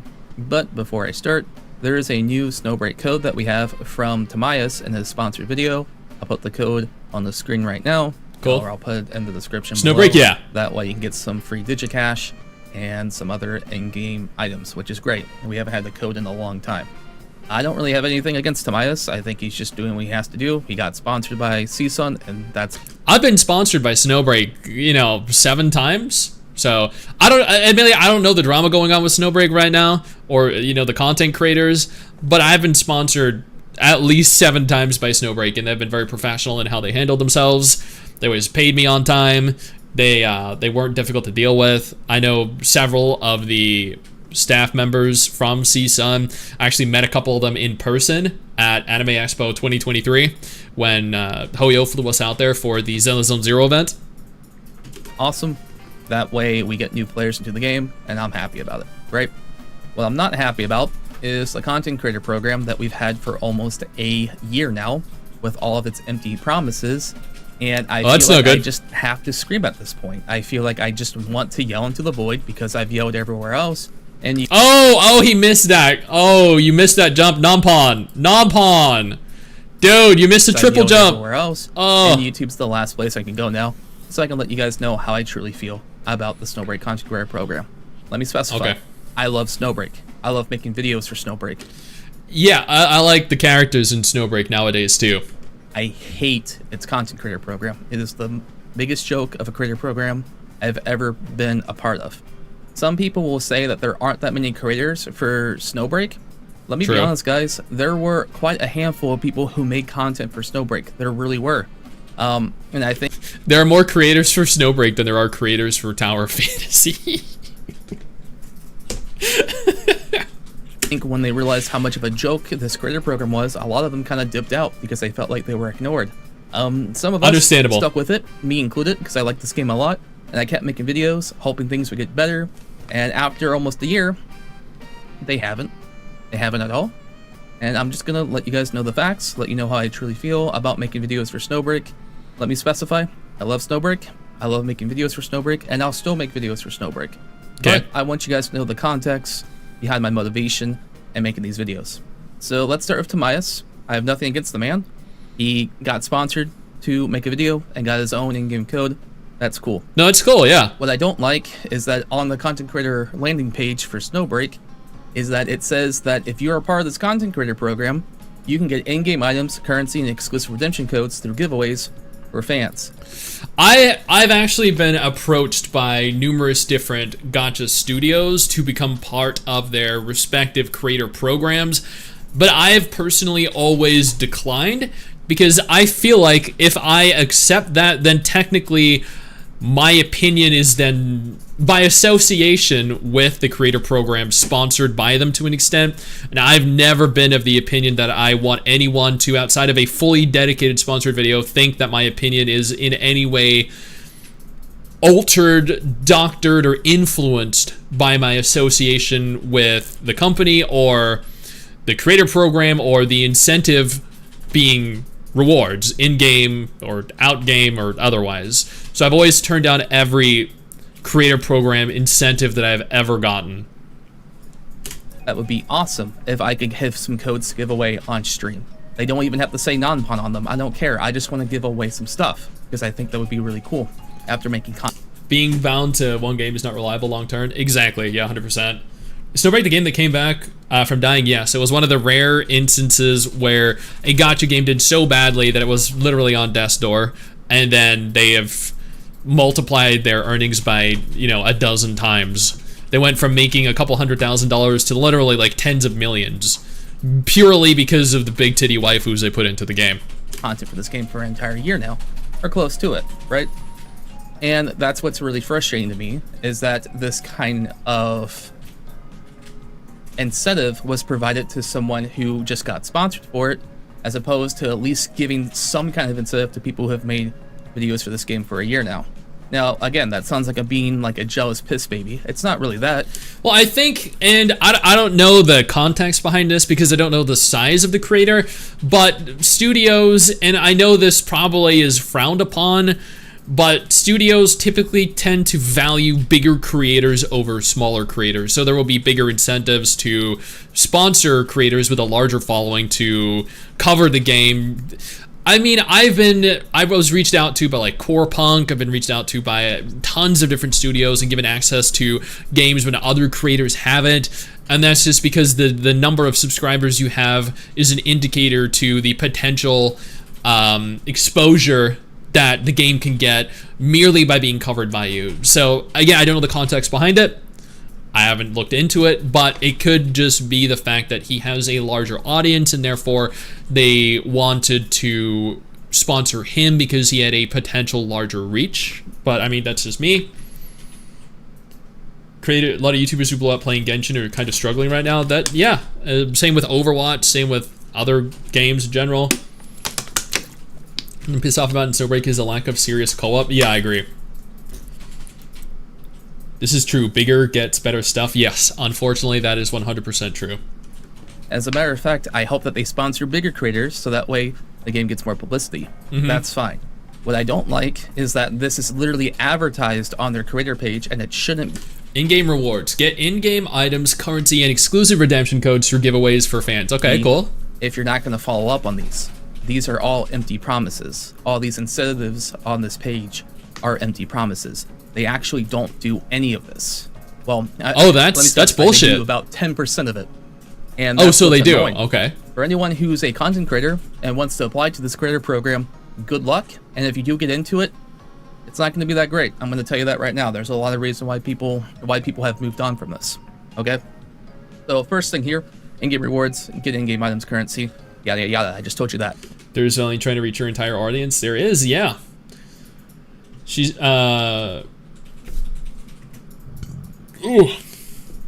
That doesn't happen. I've never had an in-game code to give away to people ever. So that's cool. One of the other incentive is get the latest information and access to in-game illustrations, PVs, and other artwork resources. That doesn't happen. I've never received any updated resource from CSUN or anybody in the community.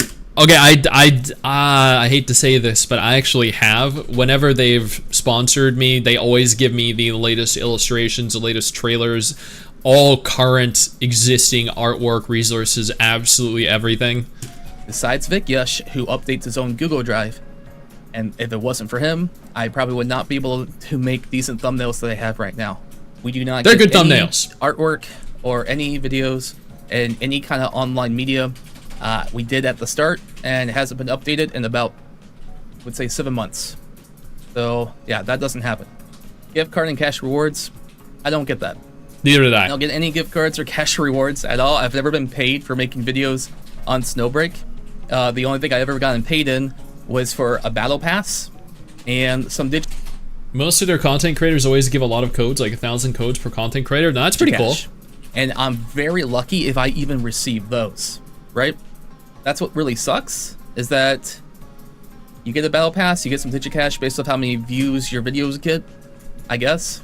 Well, I mean, that makes sense. You know, you're incentivized to make the best quality content you can to potentially reach your largest total audience, and you have you have motivation to reach that audience purely based off of how much you will ultimately end up getting. It's like based off of like a CPM, which is cost by 1,000 impressions.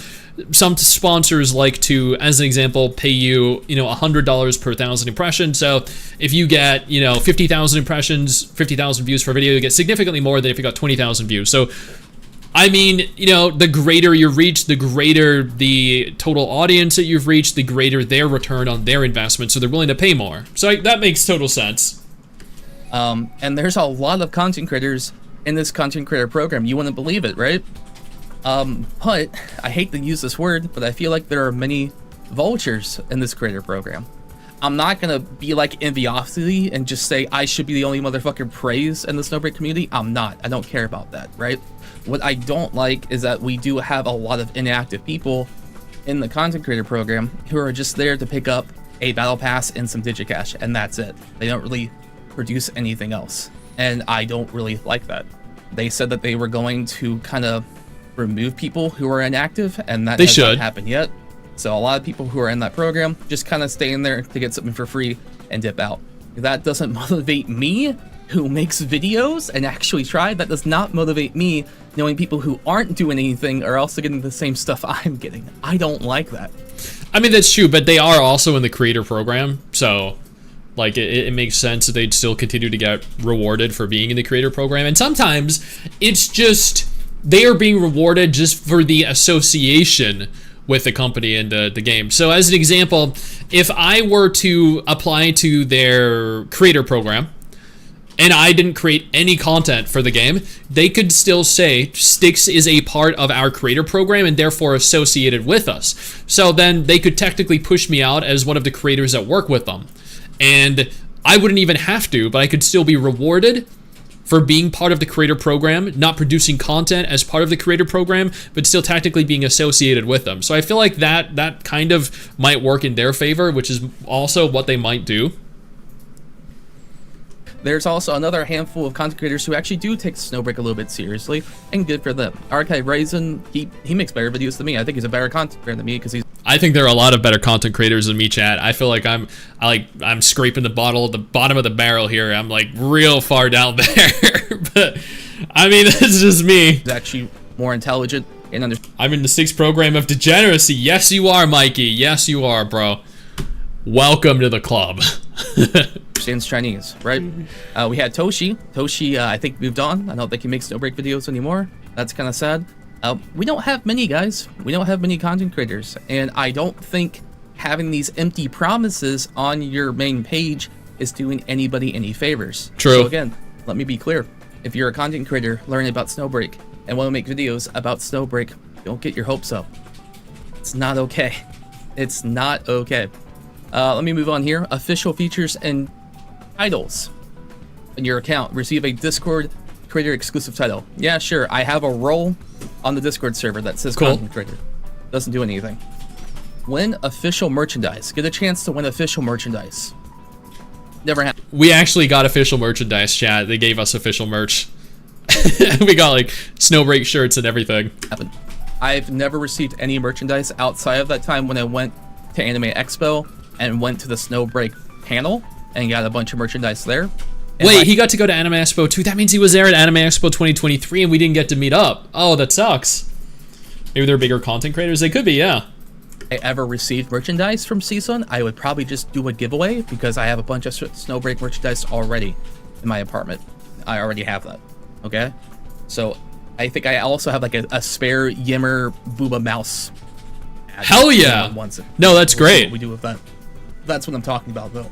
Is that I've never received merchandise, but they say that you will. As a matter of fact, they say right here that creators who remain active for at least 3 months will have the opportunity to receive merchandise gift boxes. Or yeah, so they don't say you will 100% receive merchandise gift boxes or equivalent gift cards. They say you have the opportunity to, which means that maybe a grand total of 1% of the creators that are part of their program are going to receive it. So you shouldn't feel like you're obligated to receive it based off of that. That's very vague wording there. Or equivalent gift cards. I sure hope that opportunity is still there because we're almost getting to a year, and I'm gonna be honest, guys. I think it's been longer than 3 months. Again, it sounds like I'm just bitching, but it's not that. I just want this to become better because if Snowbreak is truly going to pop off over here and going to become more of a serious game, which I'm happy for. There's no way it becomes more of a serious game when their main focus is on big titty anime girls, chat. Not at all. There's no way it becomes a serious game that anyone takes legitimately serious. But at the same time, being part of a creator program, you should never feel entitled to anything from it. What you get as part of the creator program is a reward. I want there to be more content creators for the game. Serious got upgrades? I want that to happen. And if that's only going to happen through sponsored videos, then sure, whatever, that's fine. But at least give some respect to the people who have actually been making content for this game for about a year now. At least do that. Right? I wish Hoyo respected their content creators too, chat. Right? This whole entire Snowbreak creator program right here is super outdated, right? It's from like July 20th to August 9th. Different rounds. Dude, it's so infrequent and irregular on how often they actually do these events. And again, you're lucky if you'll even receive Digicash or any type of battle pass. All right, and if anything, sometimes we get it late. One time we got the battle pass so late that it almost expired. Like we literally had only 12 hours to redeem it. And well, that's just poor management. We have is someone who's currently with the Mecha Break team. Yes, someone who's currently working with the Mecha Break community, which is a game developed by CSUN that will come out in the future. That actually looks kind of good. One who has been able to help us out, and it's not even their main responsibility. And I feel so frustrated about that. So they're splitting like the community manager amongst multiple different games. That's never good. That is never good. I have never spoke out about it until now because I really just want people to know. We've done our best to be professional with CSUN. We've gave them like a long written Google document of feedback. We've been nothing but polite. But I'm sorry, at this point, I'm not cooking anymore. I'm just burning. Well, yeah, at the same time, though, let's be honest. The studios don't give a fuck what their content creators say. All right? I'm not cooking a dish. I'm burning a dish because I am tired.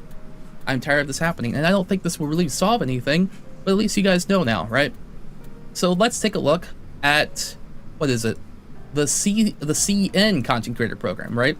So the CN Content Creator Program, I don't understand Chinese, but I'm going to tell you what, they literally have their own page with updated merchandise. Cool. And they even have videos up here, right? Who's button mashing so hard in the background? Mrs. Sticks. Yep. Already looks like it's way better than what we have. And, yeah. you know. Well, okay, yeah, but at the same time, China also has a significantly larger total player base, and they earn significantly more than Global does. I get it. I really do. All right. I'm not an idiot. I understand that CN is probably 90% of the revenue. Yeah, Global exactly. is probably only 10% from what we saw, right? From the monthly revenue. I understand that it's better for them to optimize on the creator program on CN than overseas, and that's fine. At least that's what I thought. But if you're gonna do sponsored videos for creators overseas, then at least do something, or at least incentivize people who have been making content for this game a year now. But at the same time, I feel like whoever's in charge of maintaining the content creator program is probably not whoever is in charge for maintaining the sponsorships for content creators, whoever's in charge of PR. So, which honestly, there's not many left. So that's how I truly feel. Just saying, Fate goes barely, Fate Grand Order barely or never has any content creators that they make tons of revenue. Yeah, Snowbreak don't need either. It's just to focus on developing their loyal fan base and planning wisely. China is a different world. Yep. PR is often outsourced. That is true, yeah. Okay, I don't like how we're being created as content creators for this game. Ultimately, I still love this game, but I understand that, but at the same time, I've been treated very poorly by a lot of studios that I've worked with. I have to like bark at this point and let people know that what they're doing is not okay, and everything on this page on their main Snowbreak website is just false advertisement, and it has been a big scam, and we have never gotten everything they've ever promised. A scam? Again, it could just be a timeline. Maybe Damn. because it was... Dude, Nonpalm went all out. He called Snowbreak a scam. Oh. So over when this first came out, and now we're so back, and maybe it could get better. But it hasn't yet. It hasn't. It's been almost a year, and it has not gotten any better. It's only gotten worse. So here's my video to CSUN. Anyone on the marketing team for CSUN to just, you know, hear us out and just treat us with some decency. For once, please. It's amusing he's playing Nikke in the video. Well, yeah, because, I mean, Nikke has more gameplay, more enjoyable gameplay. Please do that.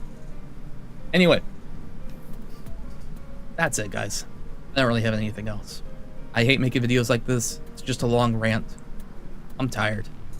I'll still make videos for Snowbreak. I feel like I have to say that 5 times throughout this video so people understand I'm not quitting. But now you guys see where I'm coming from, and I've been quiet about this for a year now. There you go. You all have a great day. I'll be streaming on Twitch. If it's an exclusivity contract and they don't do their part, it's a scam. Well, again, if you recall earlier in the video, he did note that they stated you have the opportunity to acquire the rewards, the opportunity to receive merchandise gift boxes or equivalent gift cards. It's not a guarantee.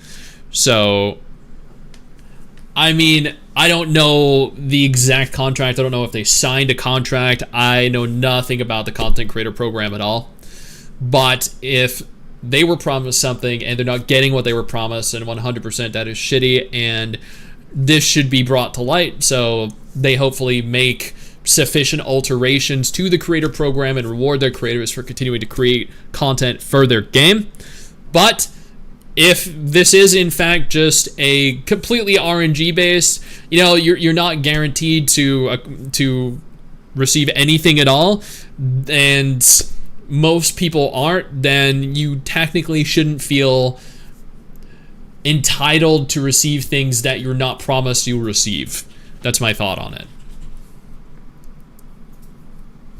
Nonpod is branching out his games recently. That's perfect. That's good. That's good. You should not focus on a single game. Nikke is more fun, I'll admit. I think so too. I do. I thought this was a pretty good video though. So someone had to say it eventually.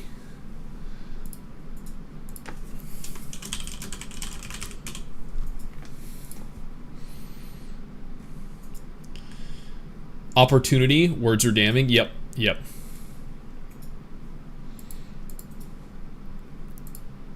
Let's take a look and see how many people agree with him, though. Alright, that's pretty good. 90% like ratio. Nice.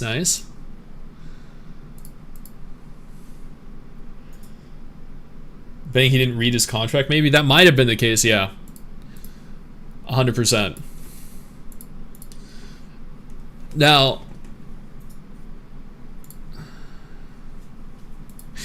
we do have something else we need to look at, Chad. A trailer that was revealed. This has been popping up in everyone's feed recently, over the last few days. It's called Welcome to Tianjia 76. Inception Game Studio official trailer.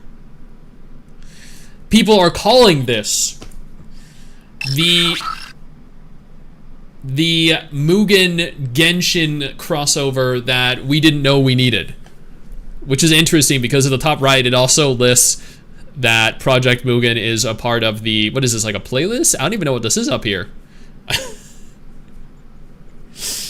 It's an old video. Yeah, this video was uploaded April 6, 2023. There's only been one single video from this channel, but all of these comments have been made within the last few days. Let's see where the majority of the views happened. Oh, let me get their channel here.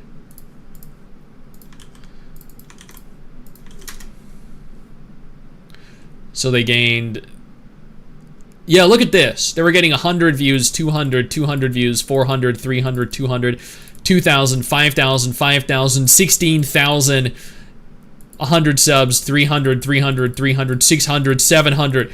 Yeah, this out of nowhere, the algorithm picked this up after the release of Wuthering Waves. Popped up on yours too. Maybe it was paid for, yeah. New video, new viewer. I really enjoyed your gacha weekly breakdowns. Was actually my first gacha game. Which game do you think I should try out next? I was thinking of Genshin, but I'm hearing so much negativity. Genshin is a good game. Honkai Star Rail is a good game. Punishing Grey Raven is a good game. Azure Lane is a good game. Ether Gazer is a good game. Nikke, Guardian Tales. There are a lot of very good gacha games out there that you could definitely try.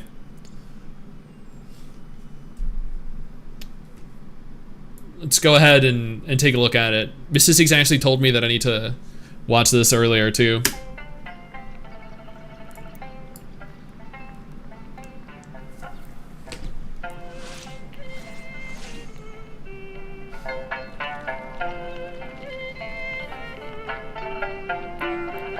So I was hearing on social media earlier that this is going to kill both Genshin and Wuthering Waves and Mugen when it launches. Like if this launches before Mugen, then this will kill Mugen before it even launches. That's what I've been hearing.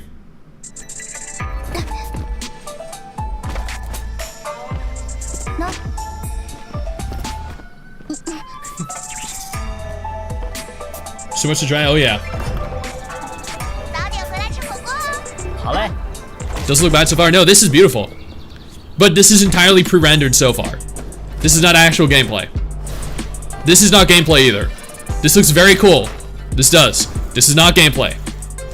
This is an entirely pre-rendered event. I see why they're saying Wuthering Waves because of the grappling.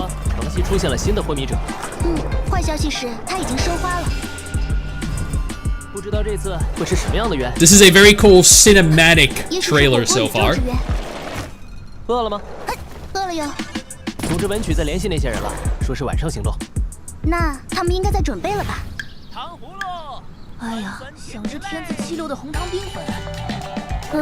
Oh, she looks cool. Oh, the characters look cool. They're like kind of demonic. They have like horns and stuff like that. Cool. I like the art style too, yeah. The designs do look very good. Dude, she looks just like a Tower of Fantasy character. Like, there's a Tower of Fantasy character that looks just like her. Oh, I don't even remember who she is. Oh, man. But there's one that looks exactly like her.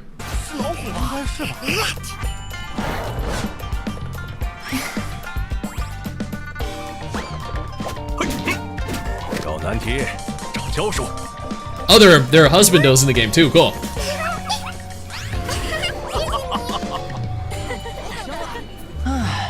Alice looks like Taka.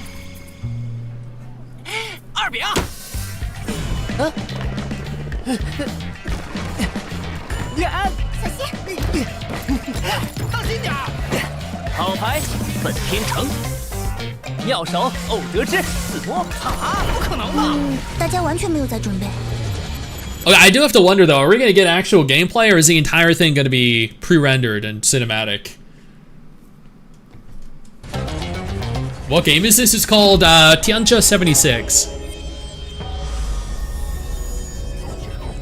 Could be the next Tower of Fantasy. Oh yeah, could be.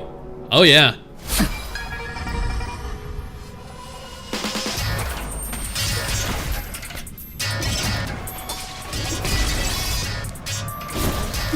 This could replace Tower of Fantasy. Oh, this is cool. This is cool. They should make this into a movie. Yeah, to hell with playing a game. Make this into a movie.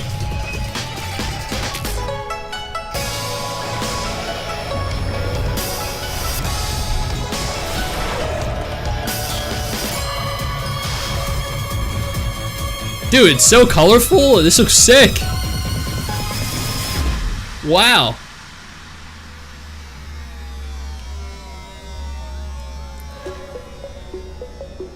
Wait, is this gonna be in game? Wait, oh, is that what the in-game character models look like? If that's what the in-game character models look like, then oh my god, they actually look really good. PC won't be able to handle all these games, I know, right? Tower Fantasy's already dead. 2 characters, the main characters you can choose. Probably, yeah. You probably choose between one of them. They look too similar to not be the main characters.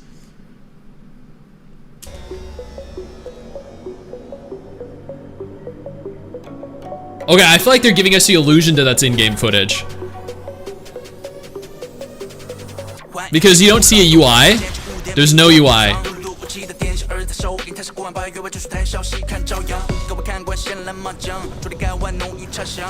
You can't believe the footage you see until you see a UI. But this kind of does feel a little bit like in-game gameplay. Look at that, it's a grappling from Wuthering Waves.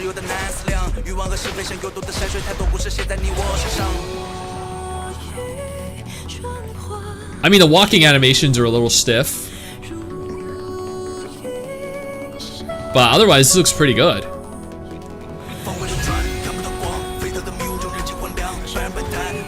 The movement is...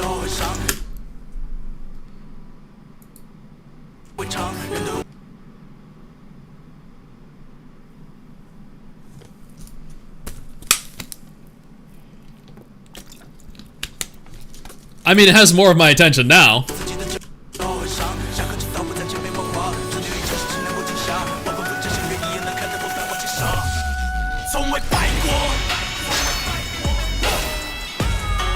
Oh, this actually looks kind of sick. Okay.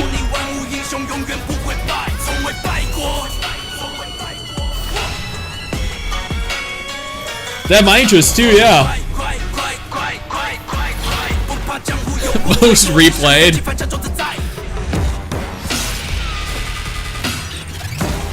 Oh, damn! Okay. That heart is not the only thing she's stepping on.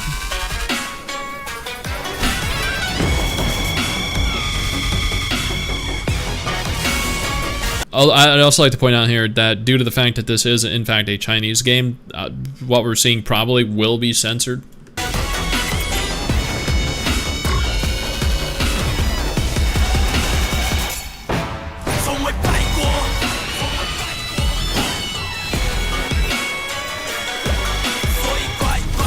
Very good.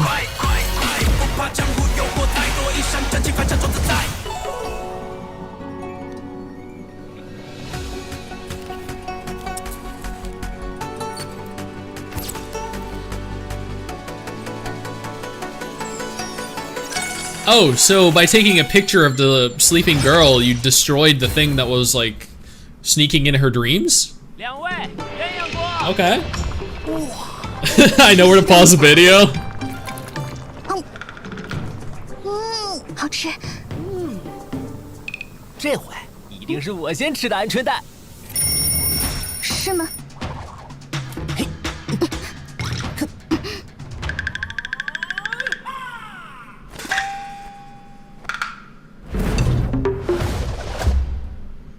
Okay, that was a very weird way to end the trailer, gotta admit. This is from Inception Game Studio. I've never heard of them before, but that actually did look very good. It does need a lot of work. If what we saw was in fact in-game footage, it does need a lot of work, but this has a lot of potential. There's no combat. We did see some seemingly combat. Like around it's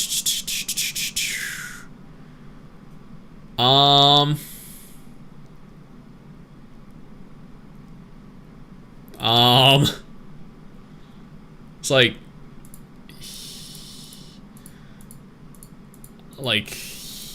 oh god. Wait, chat.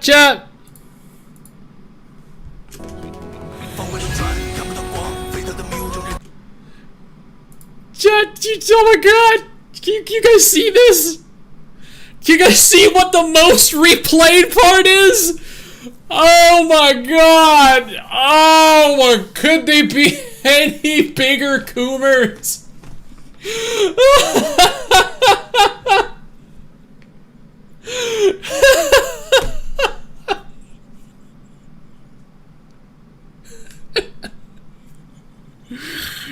Oh my god, chat. Oh. Oh, YouTube is exposing us.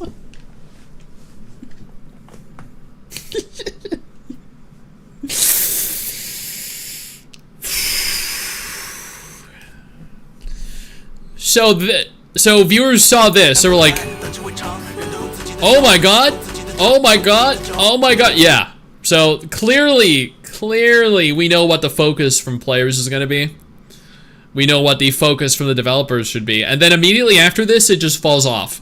Everyone watches this point, and then after that, just stops watching. Is there any other point in this that is high replayability? No, just that point, just right there. Okay, so this is it. This is what everyone was interested in. That's hilarious. That is actually hilarious. And we did pause it there. We did actually pause it there. So in their defense, it does work. Introducing this character from that perspective 100% works. Yes. Princess Nari, what's up? She gonna be an A cup when she's released. Oh, you just got here. This is this is Tiancha 76.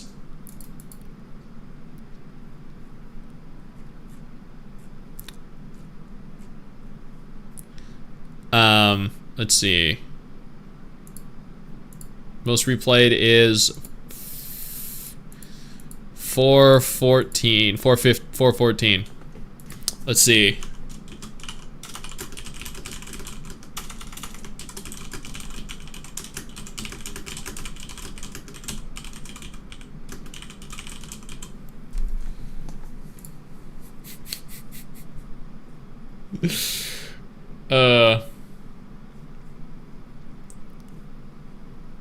She's gonna for sure, yeah. She will.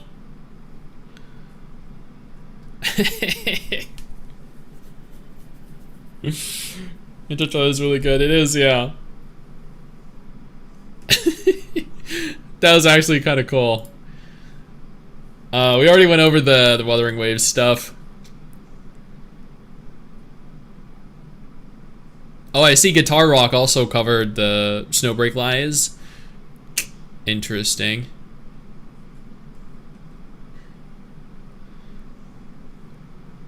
Oh, who's that handsome guy over there?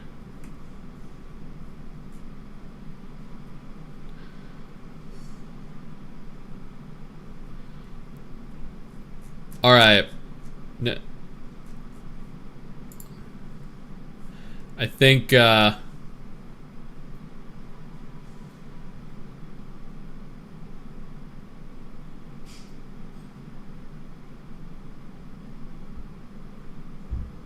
yeah, all right. I think we're done looking at videos for now. So I wanted to try out a new game demo. It is called, it just released, called Creatures of Ava. Y'all know who we're gonna pull? Yeah. Your concern with the future of Hoyo and Kudo is the day certain corporation branding will appear on their logo, on their login screens? Yes. Yes, I understand what you mean. Alright, let's go ahead and window capture this. Alright,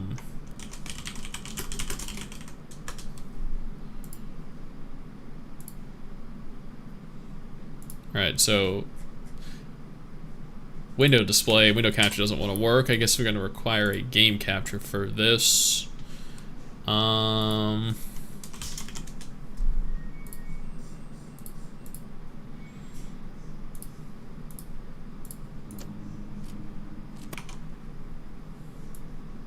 there we go.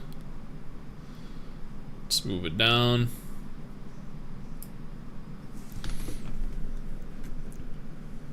How are you? And over West Africa visiting family? I'm doing good. Baba, how are you doing today, man? Alright. Brand new game. Currently has a demo. Creatures of Ava. I'm curious to try this out. This looks pretty cool from the Steam page. I think the music needs to be a little louder. Apparently there's actual voice acting in it. Cool. All the fans fighting. Imagine if Wu and Genshin made a collab later on. Dude, that'd be beautiful. Alright, here we go.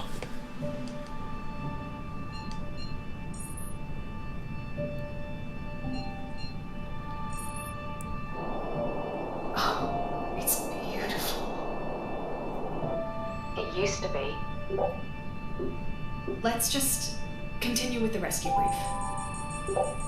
Wait, something's wrong. Vic? Vic!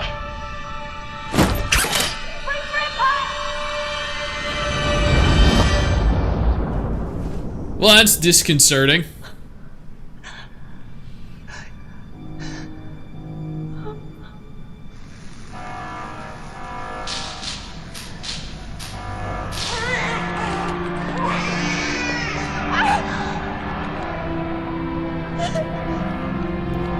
Used to be, yeah.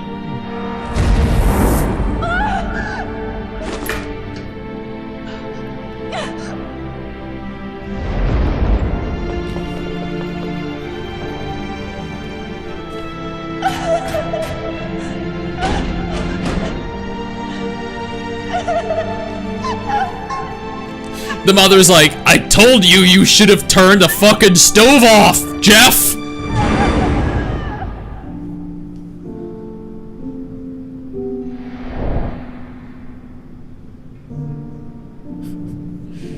Only rooting for games that listen, no more Hoyo? Okay.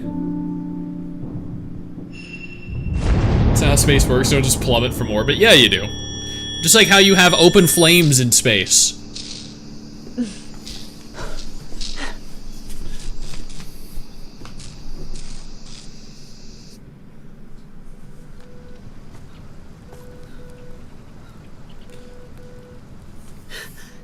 Tabitha? Are you there?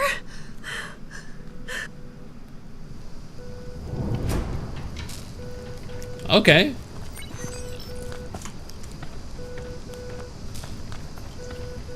What is this? This is a demo for a new game. Whoops, I didn't mean to... This game is releasing, I don't know, when? Later this year? It's next year? Okay. That's better. It's supposed to be like Pal World, I think. I'm here. I'm alive. But our field equipment is... Tabitha? Do you read? What if you can jump? Oh. Nothing. Maybe... Okay, well, chat, jumping off the cliff kills you. We just established that. Now I need to heal again. Oh, that was a bad idea. I wasted my healing potions. I'm not gonna make that mistake again. Wait, there's no map. Head to higher ground?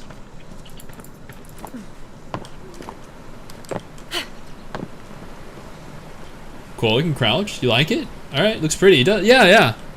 It doesn't look half bad right now. Now I can sprint. Oh.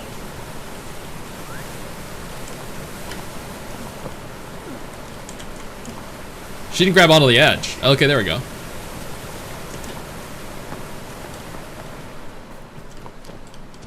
Hey, wait. Oh, it's a pig.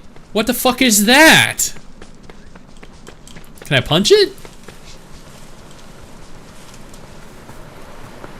Dude, where'd it go? Oh, probably went this way, right?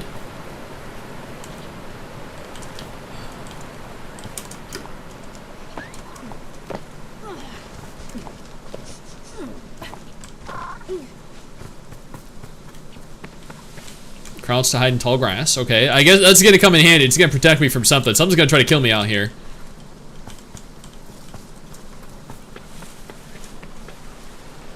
What's the name of it? Creatures of Ava. It's a whole pack. I can't miss this chance. Looks nice for now. Yeah, I'm hoping it remains as such. It looks kind of cool for an early demo of the game. Take photos with your camera, unlocks important information about creatures and other characters. Oh my god, it's a Pokedex! Oh, photo shoot time. Chat, it's a Pokedex! Not centered. Yes, it is. Okay. What a the beautiful crotch creature. can break ropes to what? What is that? What was that? And more importantly, how big is it? Wait, I can't see my feet or my boobs. Okay, I felt this is weird. Okay, how do I... Oops. Yeah, that's a wall. Oh. Okay, there we go. Whoops, is this Pokemon Snap? Yeah, it is. How'd you know? When did you start enslaving creatures and putting them into the mines? That's a good question. We're gonna find out shortly, I'm hoping.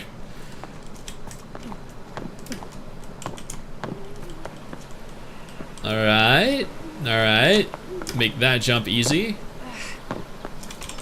Lots of healing brews. Alright, there's some mushrooms. Let's get high on some space shrooms, chat. Alright, just continue to get higher and higher. But okay, pull out my camp. It's a Zubat! Oh my god, that's a fucking special needs Zubat. Can break ropes slower. Bridges. Okay, cool. You probably can't get on console. Maybe not, I don't know.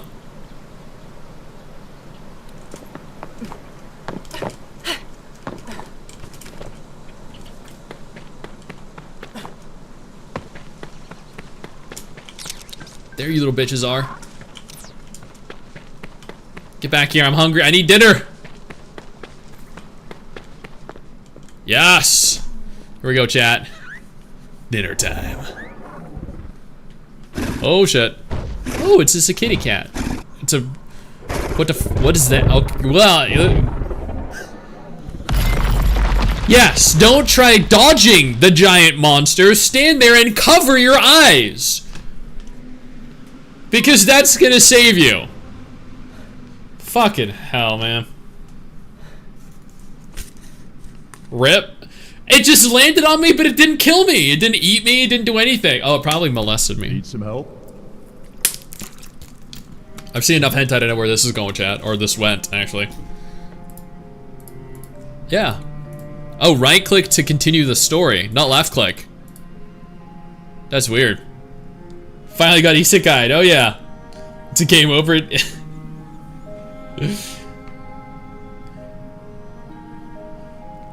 Western gacha game? I have no idea. We're gonna find out, I guess. I have strong legs. I have good legs. Oh. Huh? Wait. Yeah, this sounds like it takes inspiration from Zelda. Listen.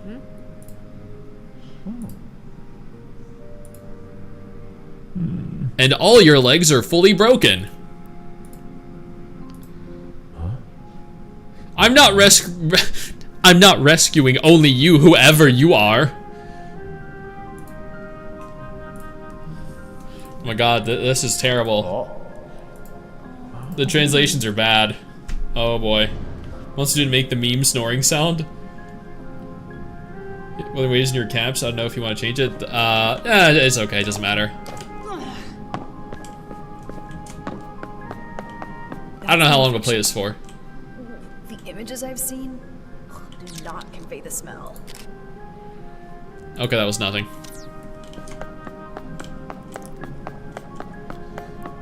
Find a way out of the temple. Well, find a way out of the temple. Just ask the dude, the weird bird gorilla. Dude, how'd you find me? Where's the way out? Easy. Don't I make a whole ordeal out of it? God damn, chat. No hot waifus? At least not now. I guess we'll find out as we continue to play. Maybe I'll unlock more. This is like a pedestal. It's gonna take me up and down. Apparently not. Okay. I'll just climb up everything. Dude, like, I missed the grapple from Wuthering Waves already. I need to be able to wall run. I should be able to wall run up that.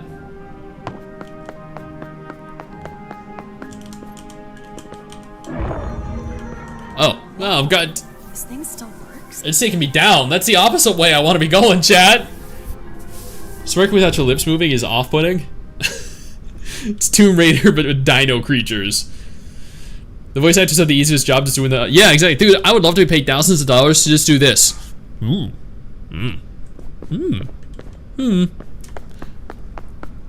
be great.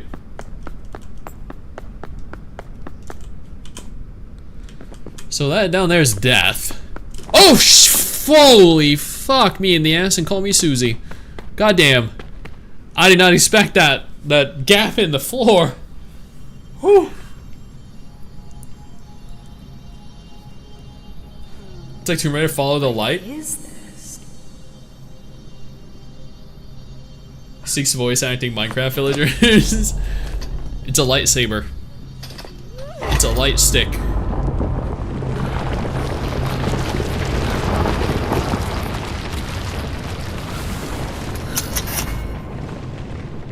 Okay. Try tapping the... Yeah, that's exactly what I thought was gonna happen. Seems to do it. Alright.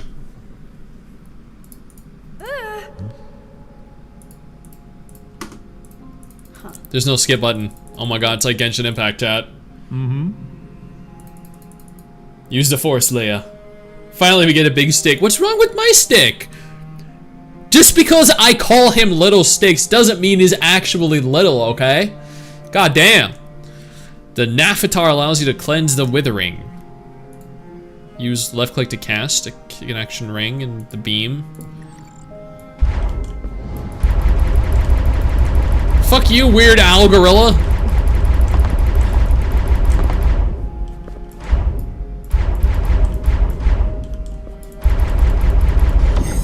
Oh, there we go. I gotta be really close to it. Whoa. Is this thing for real? It works. Keep going. The stick glows.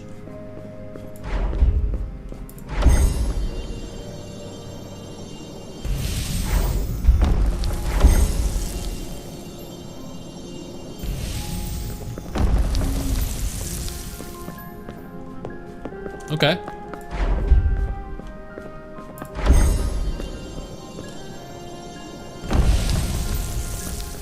How did he get in here then, chat? Oh, hi. What's up, derpy dog?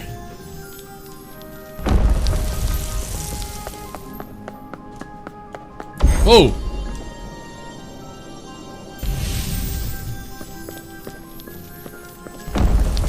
Whoa, okay.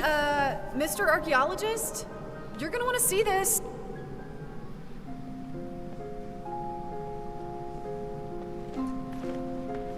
Dude, this guy walks so slowly. Through stone we teach. What? The ancient Ataris built these all over Ava. It's a sage stone. See the inscriptions? No. Through stone we teach. Is there a language you don't speak? You don't know much about us now, do you? Put No, the I'm literally an Nafatar alien. into that slot. Go on, trust me. I just met you. I don't want to lose my glowy stick of death. Dude, he stole my glowy stick of death. There it is, an Antares mosaic. What? It's fractured. Maybe we Oh, it's a can- puzzle. I love puzzles. She sounds like Mrs. Sticks. She does? Huh. Interesting. She looks like a Palea character. I know! Is this Palea too? It might be. Okay, here we go. Oh, shit. Okay. Well, this one's... Oh, you can rotate it. Whee! Okay. This is clearly the top. This is, yeah, that fits perfectly there. Oh, okay, yep. There we go. That fits there. We can spin this bit around like this. We can fit that bit like that. Bring this down here. Fit that right there. Like that. Then bring this piece around. And it's perfect. Damn it. Well, I mean, it's almost perfect. This looks pretty damn good to me, but apparently,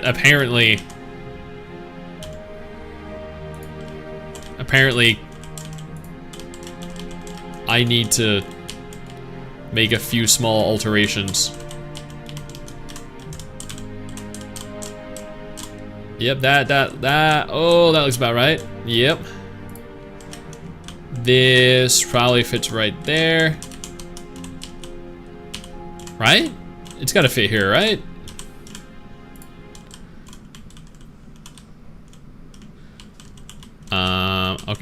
Wait, this has got to go. Shit, chat. What? Wait. Oh, there's a middle piece. That's it. Keep working on it. Whoops. Is it the Tree of Gondor? Oh, there we go.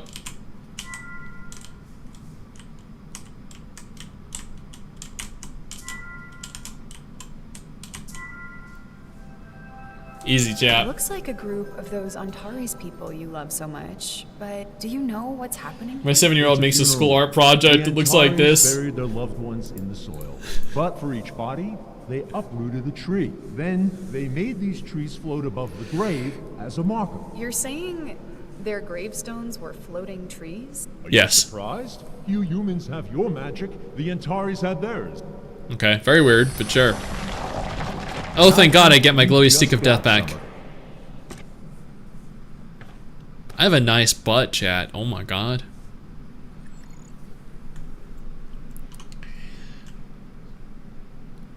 Ocean levitates withered creatures from the ground for some time, making them unable to move or attack. You can also levitate objects. Okay. On the Sage Stone, they use the word ushun, which in your language would be levitate. So, strong legs. Try to ushun. Try to levitate something with an avatar. The effect is temporary. Still, this new ability might help us find a way out. How did you get in? That's the way out. Fucking dumbass, dude. Paleo Jedi Knight Survivor. Yes. That's who I am. I'm from the world of the Acolyte. Ooh, look at that.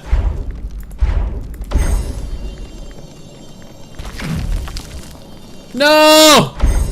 It has bested me.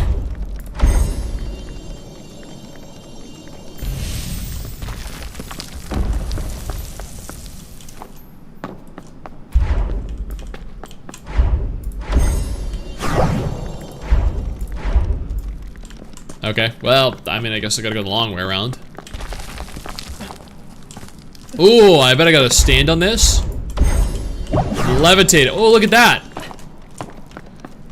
Oh, I'm smart, chat. Some of you guys think I'm a terrible gamer. She's bigger cake.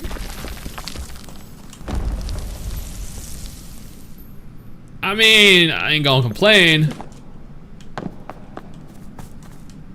Not as good as E from Stellar Blade, that's true. How did he get in? I know, Down there. It's in pain.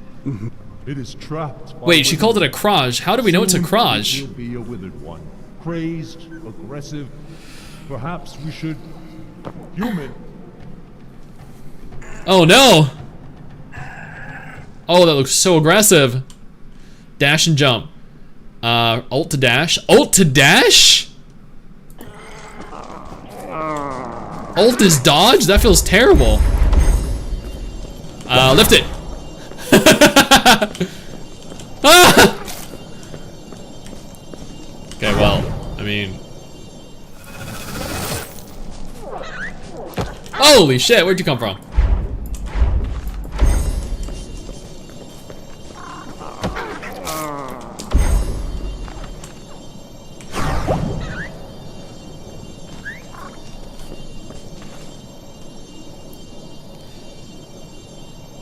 Okay.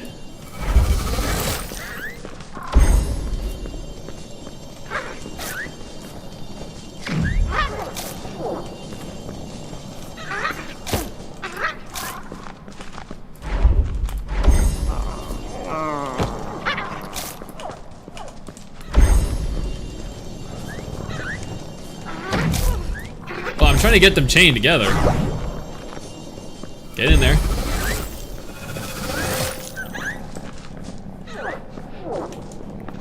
Okay, I guess I purified them? You can pet them! Oh, who's a good boy? Now go kill your friends. Go on, go kill them. Kill them, yes. Okay, apparently I just want to kill them, chat. Character doesn't turn invisible when you look up? Yeah. Alright, no problem, Derpy Dog. Thanks for stepping by, man. I'm gonna die in this tutorial. No, I'm not, Hikaru! What are you talking about? Combat looks ass. From what I've seen. What are you doing, human? I guess we'll see if it gets better. Are why I'm here. You're here to save Akraj? I told you, I'm here to save everyone.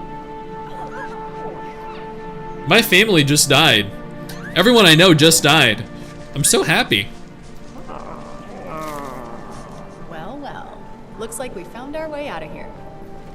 So, Mr. Archaeologist, what do they call you? Let's see. Bob. In your tongue, my name is... Bob. What is it in Nom? Oh, Nimar.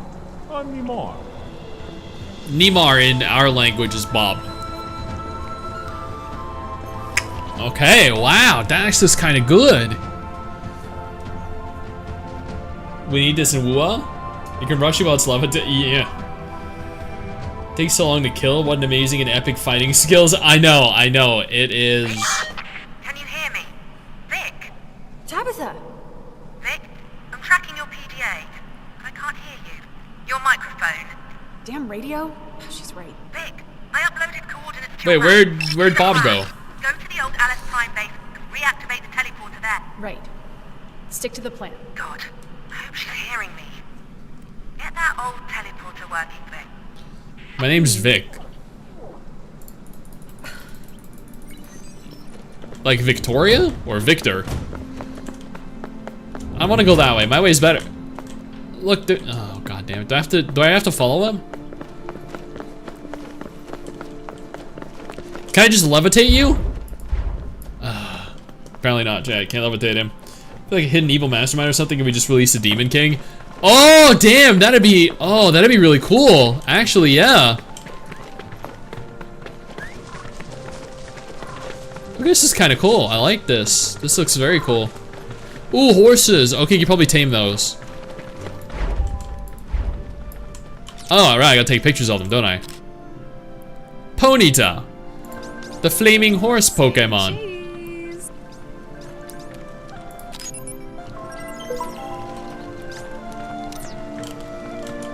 Oh, smile for the camera. Oh god, you have long fingernails. Oh, you only have 2 toes! Oh, we just added him to the Pokedex. Okay, cool, chat. Victory, Victoria, same thing. Say, what are you doing with me, to me with your sticks? Maybe.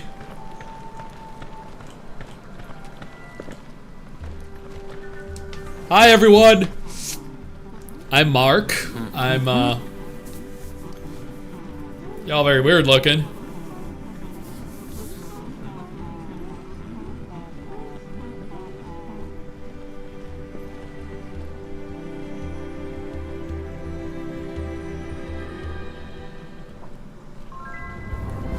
Okay, why does he look so different to them, though? Bitch called me ignorant. Dude, I'm a human.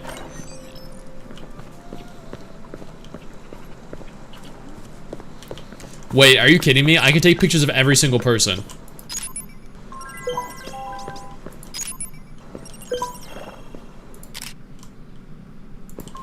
Oh my god, that'll take so long, chat.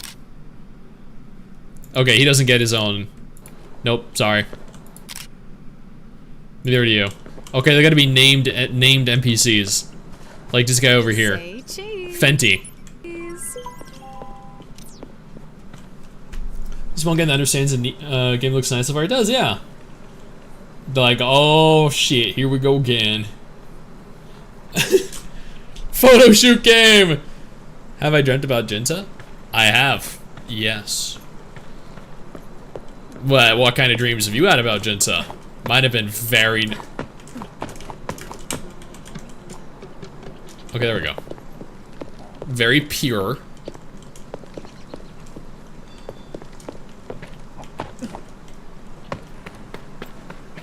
I gotta take a picture of you.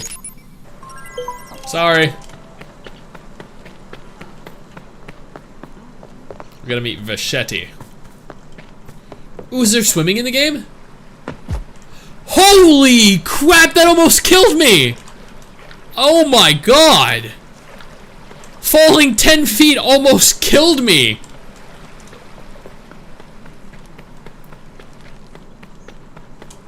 Wow.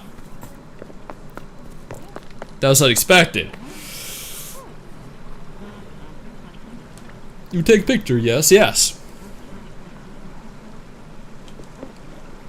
Bro trying so hard, reaction dead. I have no idea what that means, man. You're back. I just met you, but yeah, sure. Genshin clone? So you don't dive into shallow pools? I didn't dive, I jumped. There's a very, very, very large difference between... I'm gonna die if I do this, aren't I? Oh, that I can drop down. That I can drop, sure. Ooh, birds. Oh, hole. Oh! Oh, okay, yeah, no, let's keep the one I had.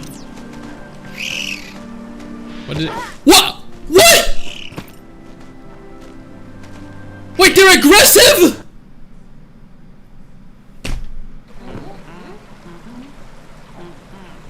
What? I thought it was friendly. I thought it was just a bird. Dude. He's only one making you guys hope and playing these games shit. I'm sorry, what does that mean? He's only making you hope and play these games shit. I what? I'm sorry. I'm struggling to understand what you're talking about. Maga mess. No life, just sit. Hold on, wait. I gotta, hold on. Let me.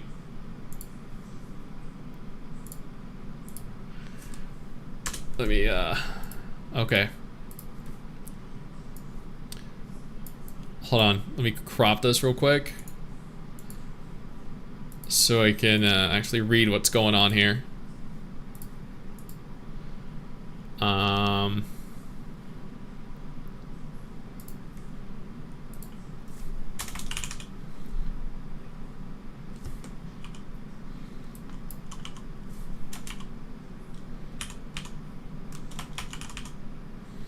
All right, there we go. And then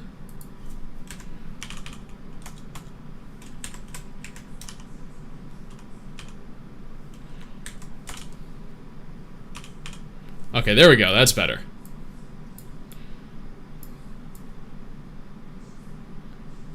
Hold on, there we go. Let's see what's going on here. Just sitting on computer, searching for new games. Talk about, oh man, shoo this guy.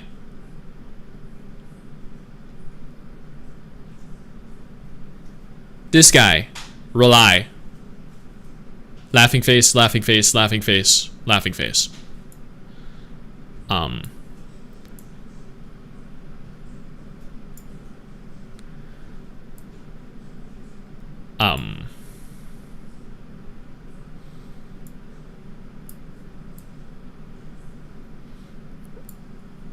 Leave, guys, this guy, day, now.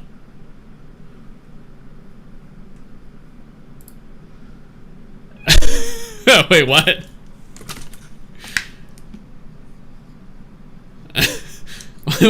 Hold on. Day. What is day?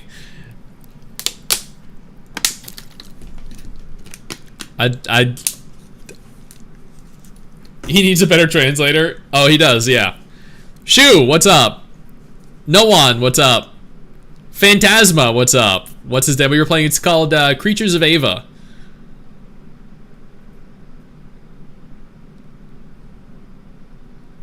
If you like the sticks, what's the point of watching it? I mean, very valid point. Feels like waste of time, feels like bullying. Is that bullying? To me, it just looks like someone is trying very hard to and fail at speaking English. Can't even speak, leave him. Yeah, That is interesting. Interesting. Jealousy got a big dick and good community. Hell yeah. Hell yeah. Gasking him the same. He's got so much time spewing other streamers' chat, nothing to do. Yeah. Just ignore him. He just tell you you're not allowed to try new games. Is that what he was trying to say?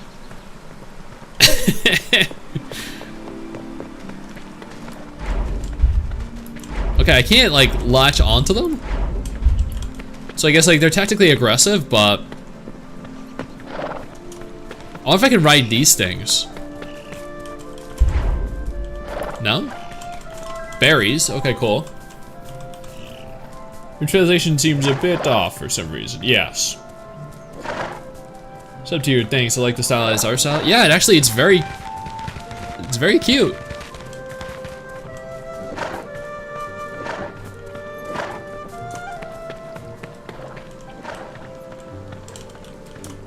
How do I get in there? Wait. Okay, I see there's like an HP bar over there. I could jump over? Nope. Oh! Wait, nope, that's not it. What game is this? It's called Creatures of Ava. Let's see if he talks about you, it felt negative. I feel like he was definitely trying to be negative, but he just sounded dumb. Is that a horse? It is, yeah. Check who makes it. It might be the same people as Palea. I could definitely take a look after stream, yeah. So now what, we gonna make a Pokeball to tame a horse? I'm curious to see how we go about capturing and... Okay, well... do I just like... Wait, switch on the generator.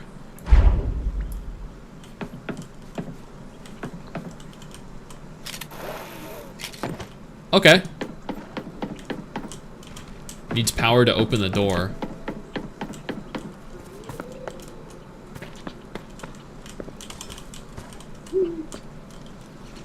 Okay, it's down there. Oh, wait. Nailed it. Cool. Trying to roast, but his... Hold on, wait.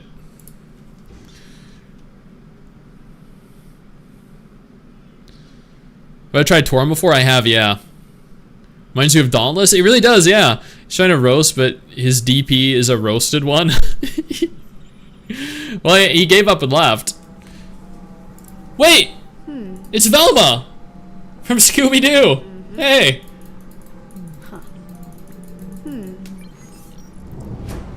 Jelly cannot do the ass dance as good as Sticks? Oh yeah, dude, I can shake my booty like no one else.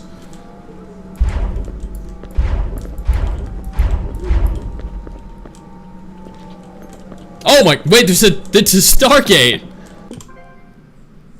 Oh, cool.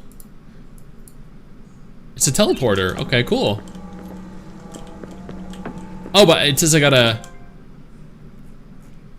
Oh, so that's where I am, that's where the quest is, but I don't have, I guess, a teleporter there? I have to run back. Wait, no, probably, actually, that shouldn't kill me. No, I'm good.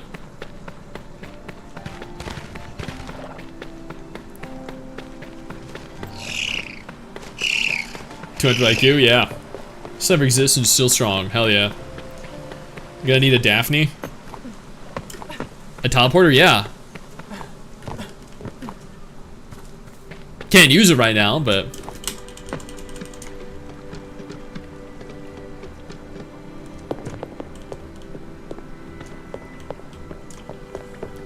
There we go. Uh-huh. Play the flute. Oh my god, I'm a musical genius, chat.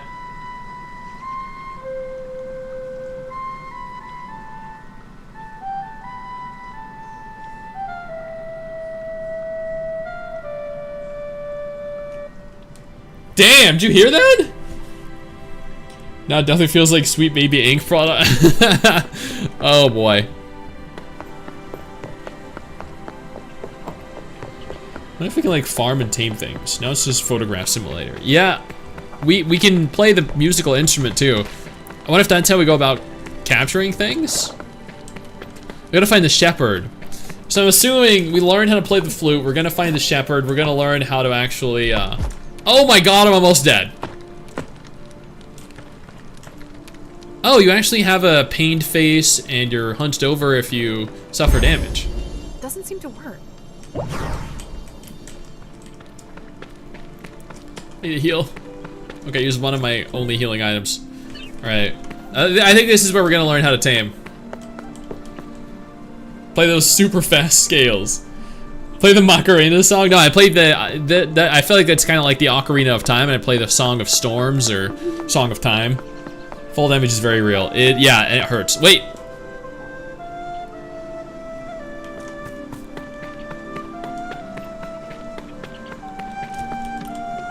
Yeah, he's definitely gotta teach me how to play, how to tame. Nice too, I didn't know you have it in you. Thank you. Is this an MMO? Unfortunately not, no. Listen to mine! Mine was great. Yep. Song of Grass, okay. Play the Song of Grass. D, F.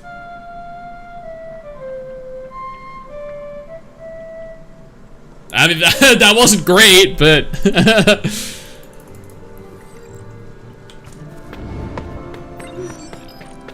Okay, tame the nearby Ura. Nice, okay, here. Tame all creatures by imitating the sounds they make with your flute. Oh my god, the creature is singing. The creature is waiting for you to repeat its song. The creature didn't understand you. Oh my, okay. There we go. Hey, no, come back! How do I know what song you want to hear? Oh. Oh. That's very cool.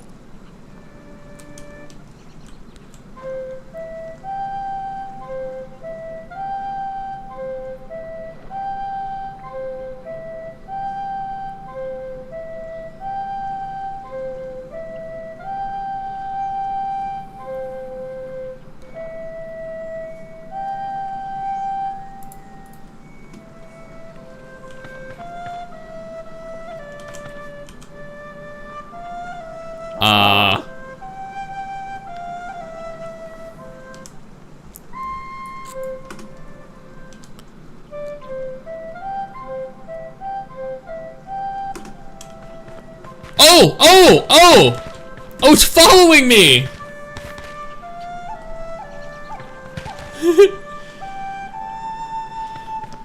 I gotta lure it.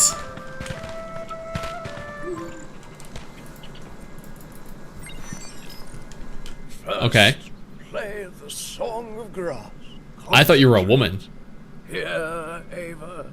Feel, Ava. See, Ava. As the creatures see, Ava.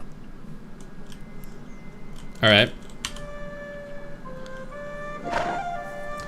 Dude, I am great at this. This is the first time I've ever done it, but I'm really good. Tame things with music, it's awesome. Yeah. Guy's face looked like you're dead. Shall sing you the song of my people. Hold this to see through her. Whoa.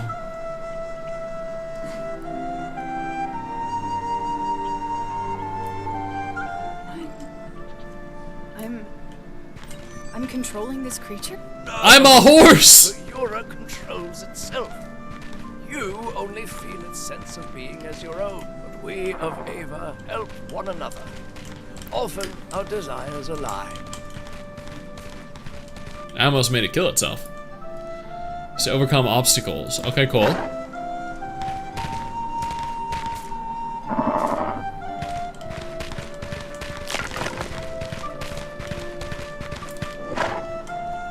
That's interesting. They each have their own unique abilities and uses. He just made me catch himself a horse. Fuck you. Hey, Tom. Things are finally looking up. Anam agreed to corral creatures for us? Better.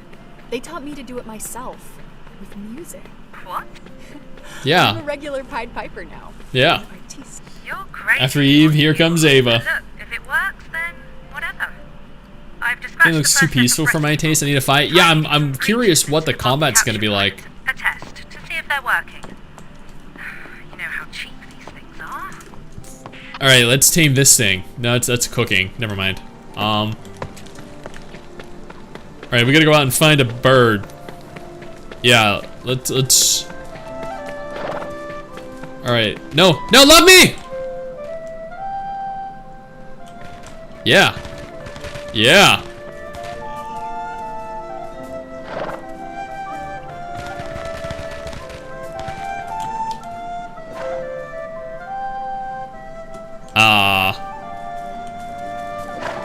I'll pet you.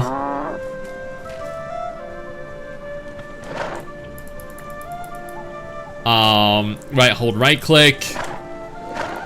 Left click. Oh, time to fuck this thing up. Here we go. Oh, okay. Unexpected. Well, I can't hit the monsters. Why can't I not fight them?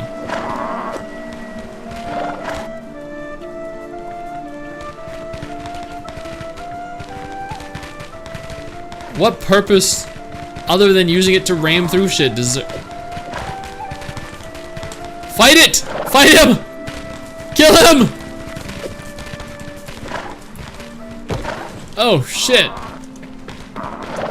Well, that's kind of lame. Wait, why is it still following me? I don't have the music going!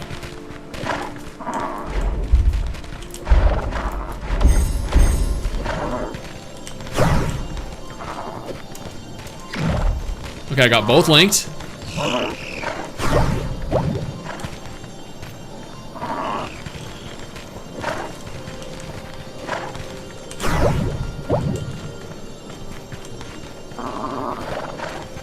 Okay, his combat definitely leaves a little to be desired.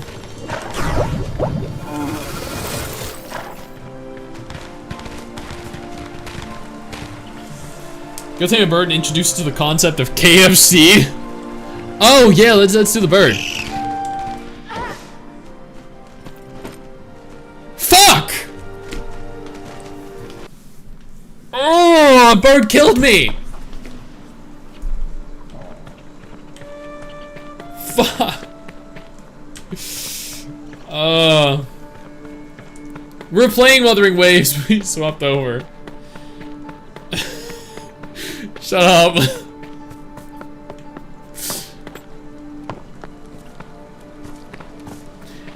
Did I respawn or did it reload? Oh, it reloaded.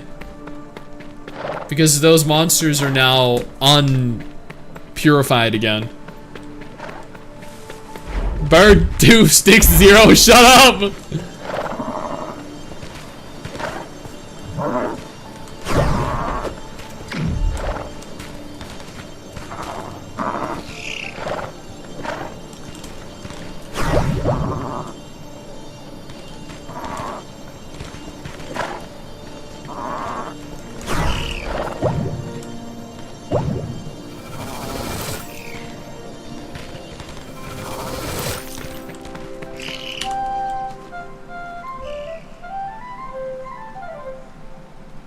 Okay.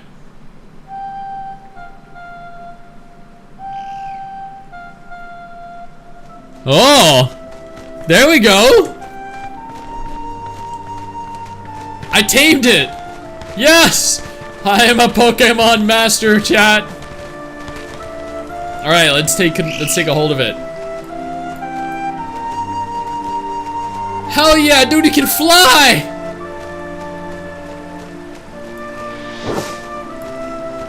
What the, how do I descend? Oh, I didn't mean to do that. Oops. Control to move down, okay.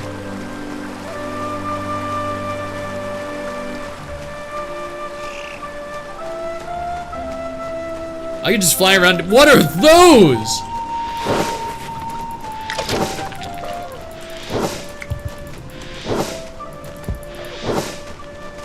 This is cool. I wonder if I can like loot stuff with this. Can I? No.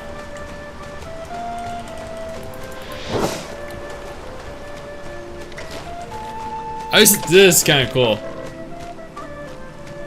Fortnite in space.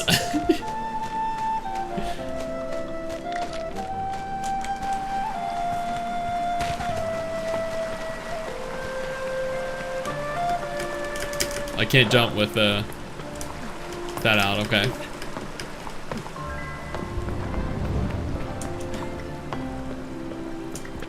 Cascade of Joy.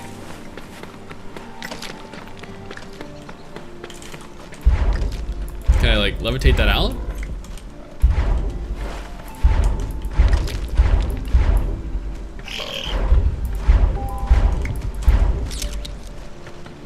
Let me take a picture of you.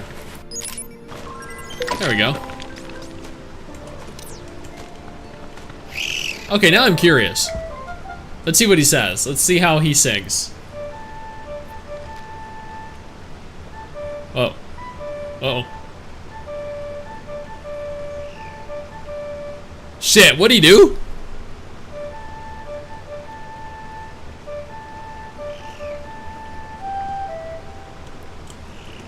I did it! What the?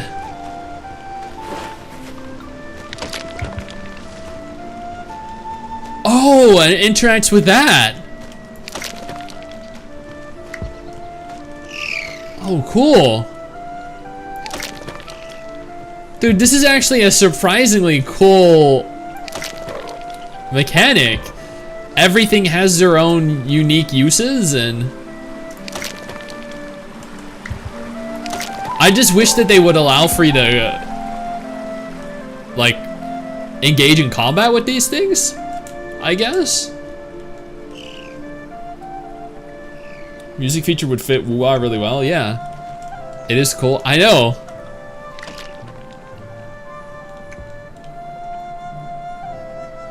Damn.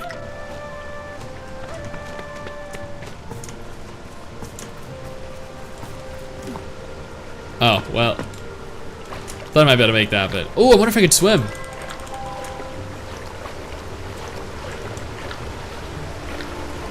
Well, it's good to know the water textures work well. Oh, is there something behind the cave? Behind the waterfall? A cave? There's always something behind the waterfall. Cool. Dr. Mike. Health He used to kits. come here to chill out. Expand your health by collecting more health kits. So it's like the hearts from Zelda. Interesting. Forcing a creature to eat piles of poop? Dude, that's not poop. What are you talking about? How is it poop? What? Into the mountain with the digger worm?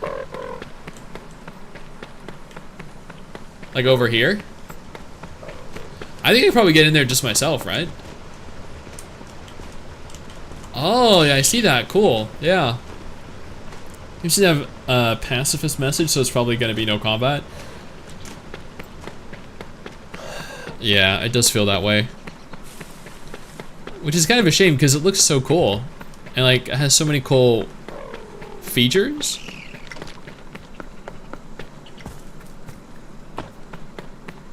But it's all done without like, what, engaging in combat?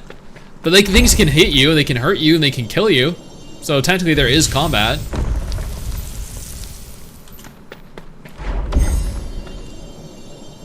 Like, what I need to do the same with their waterfalls? Have reachable areas behind the waterfalls. That is pretty cool, yeah. Slowly freeing up more and more of the land, making it more easy to traverse and access.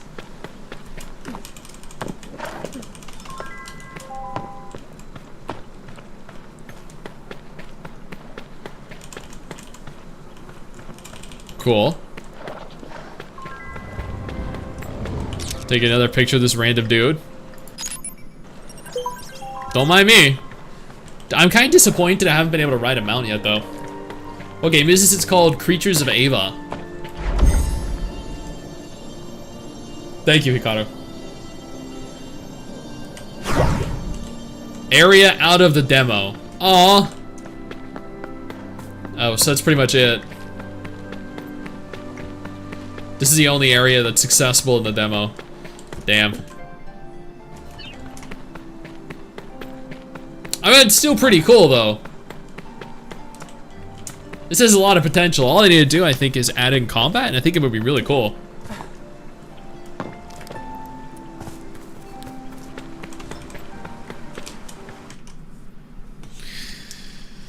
Oh, I don't know. What do you think?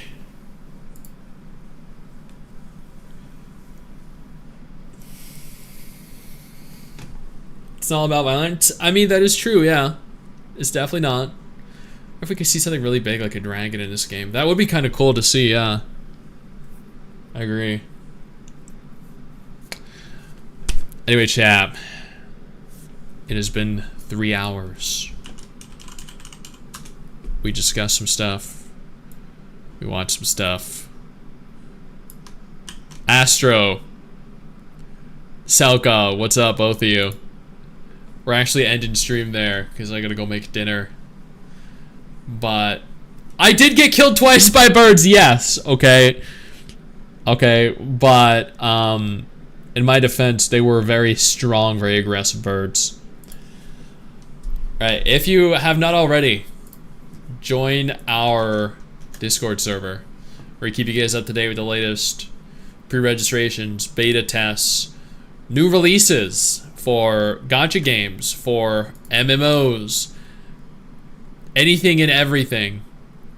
We have keys to give away for games sometimes because studios love to give us keys, and for games we're not going to play, but we like them, so we go ahead and accept them.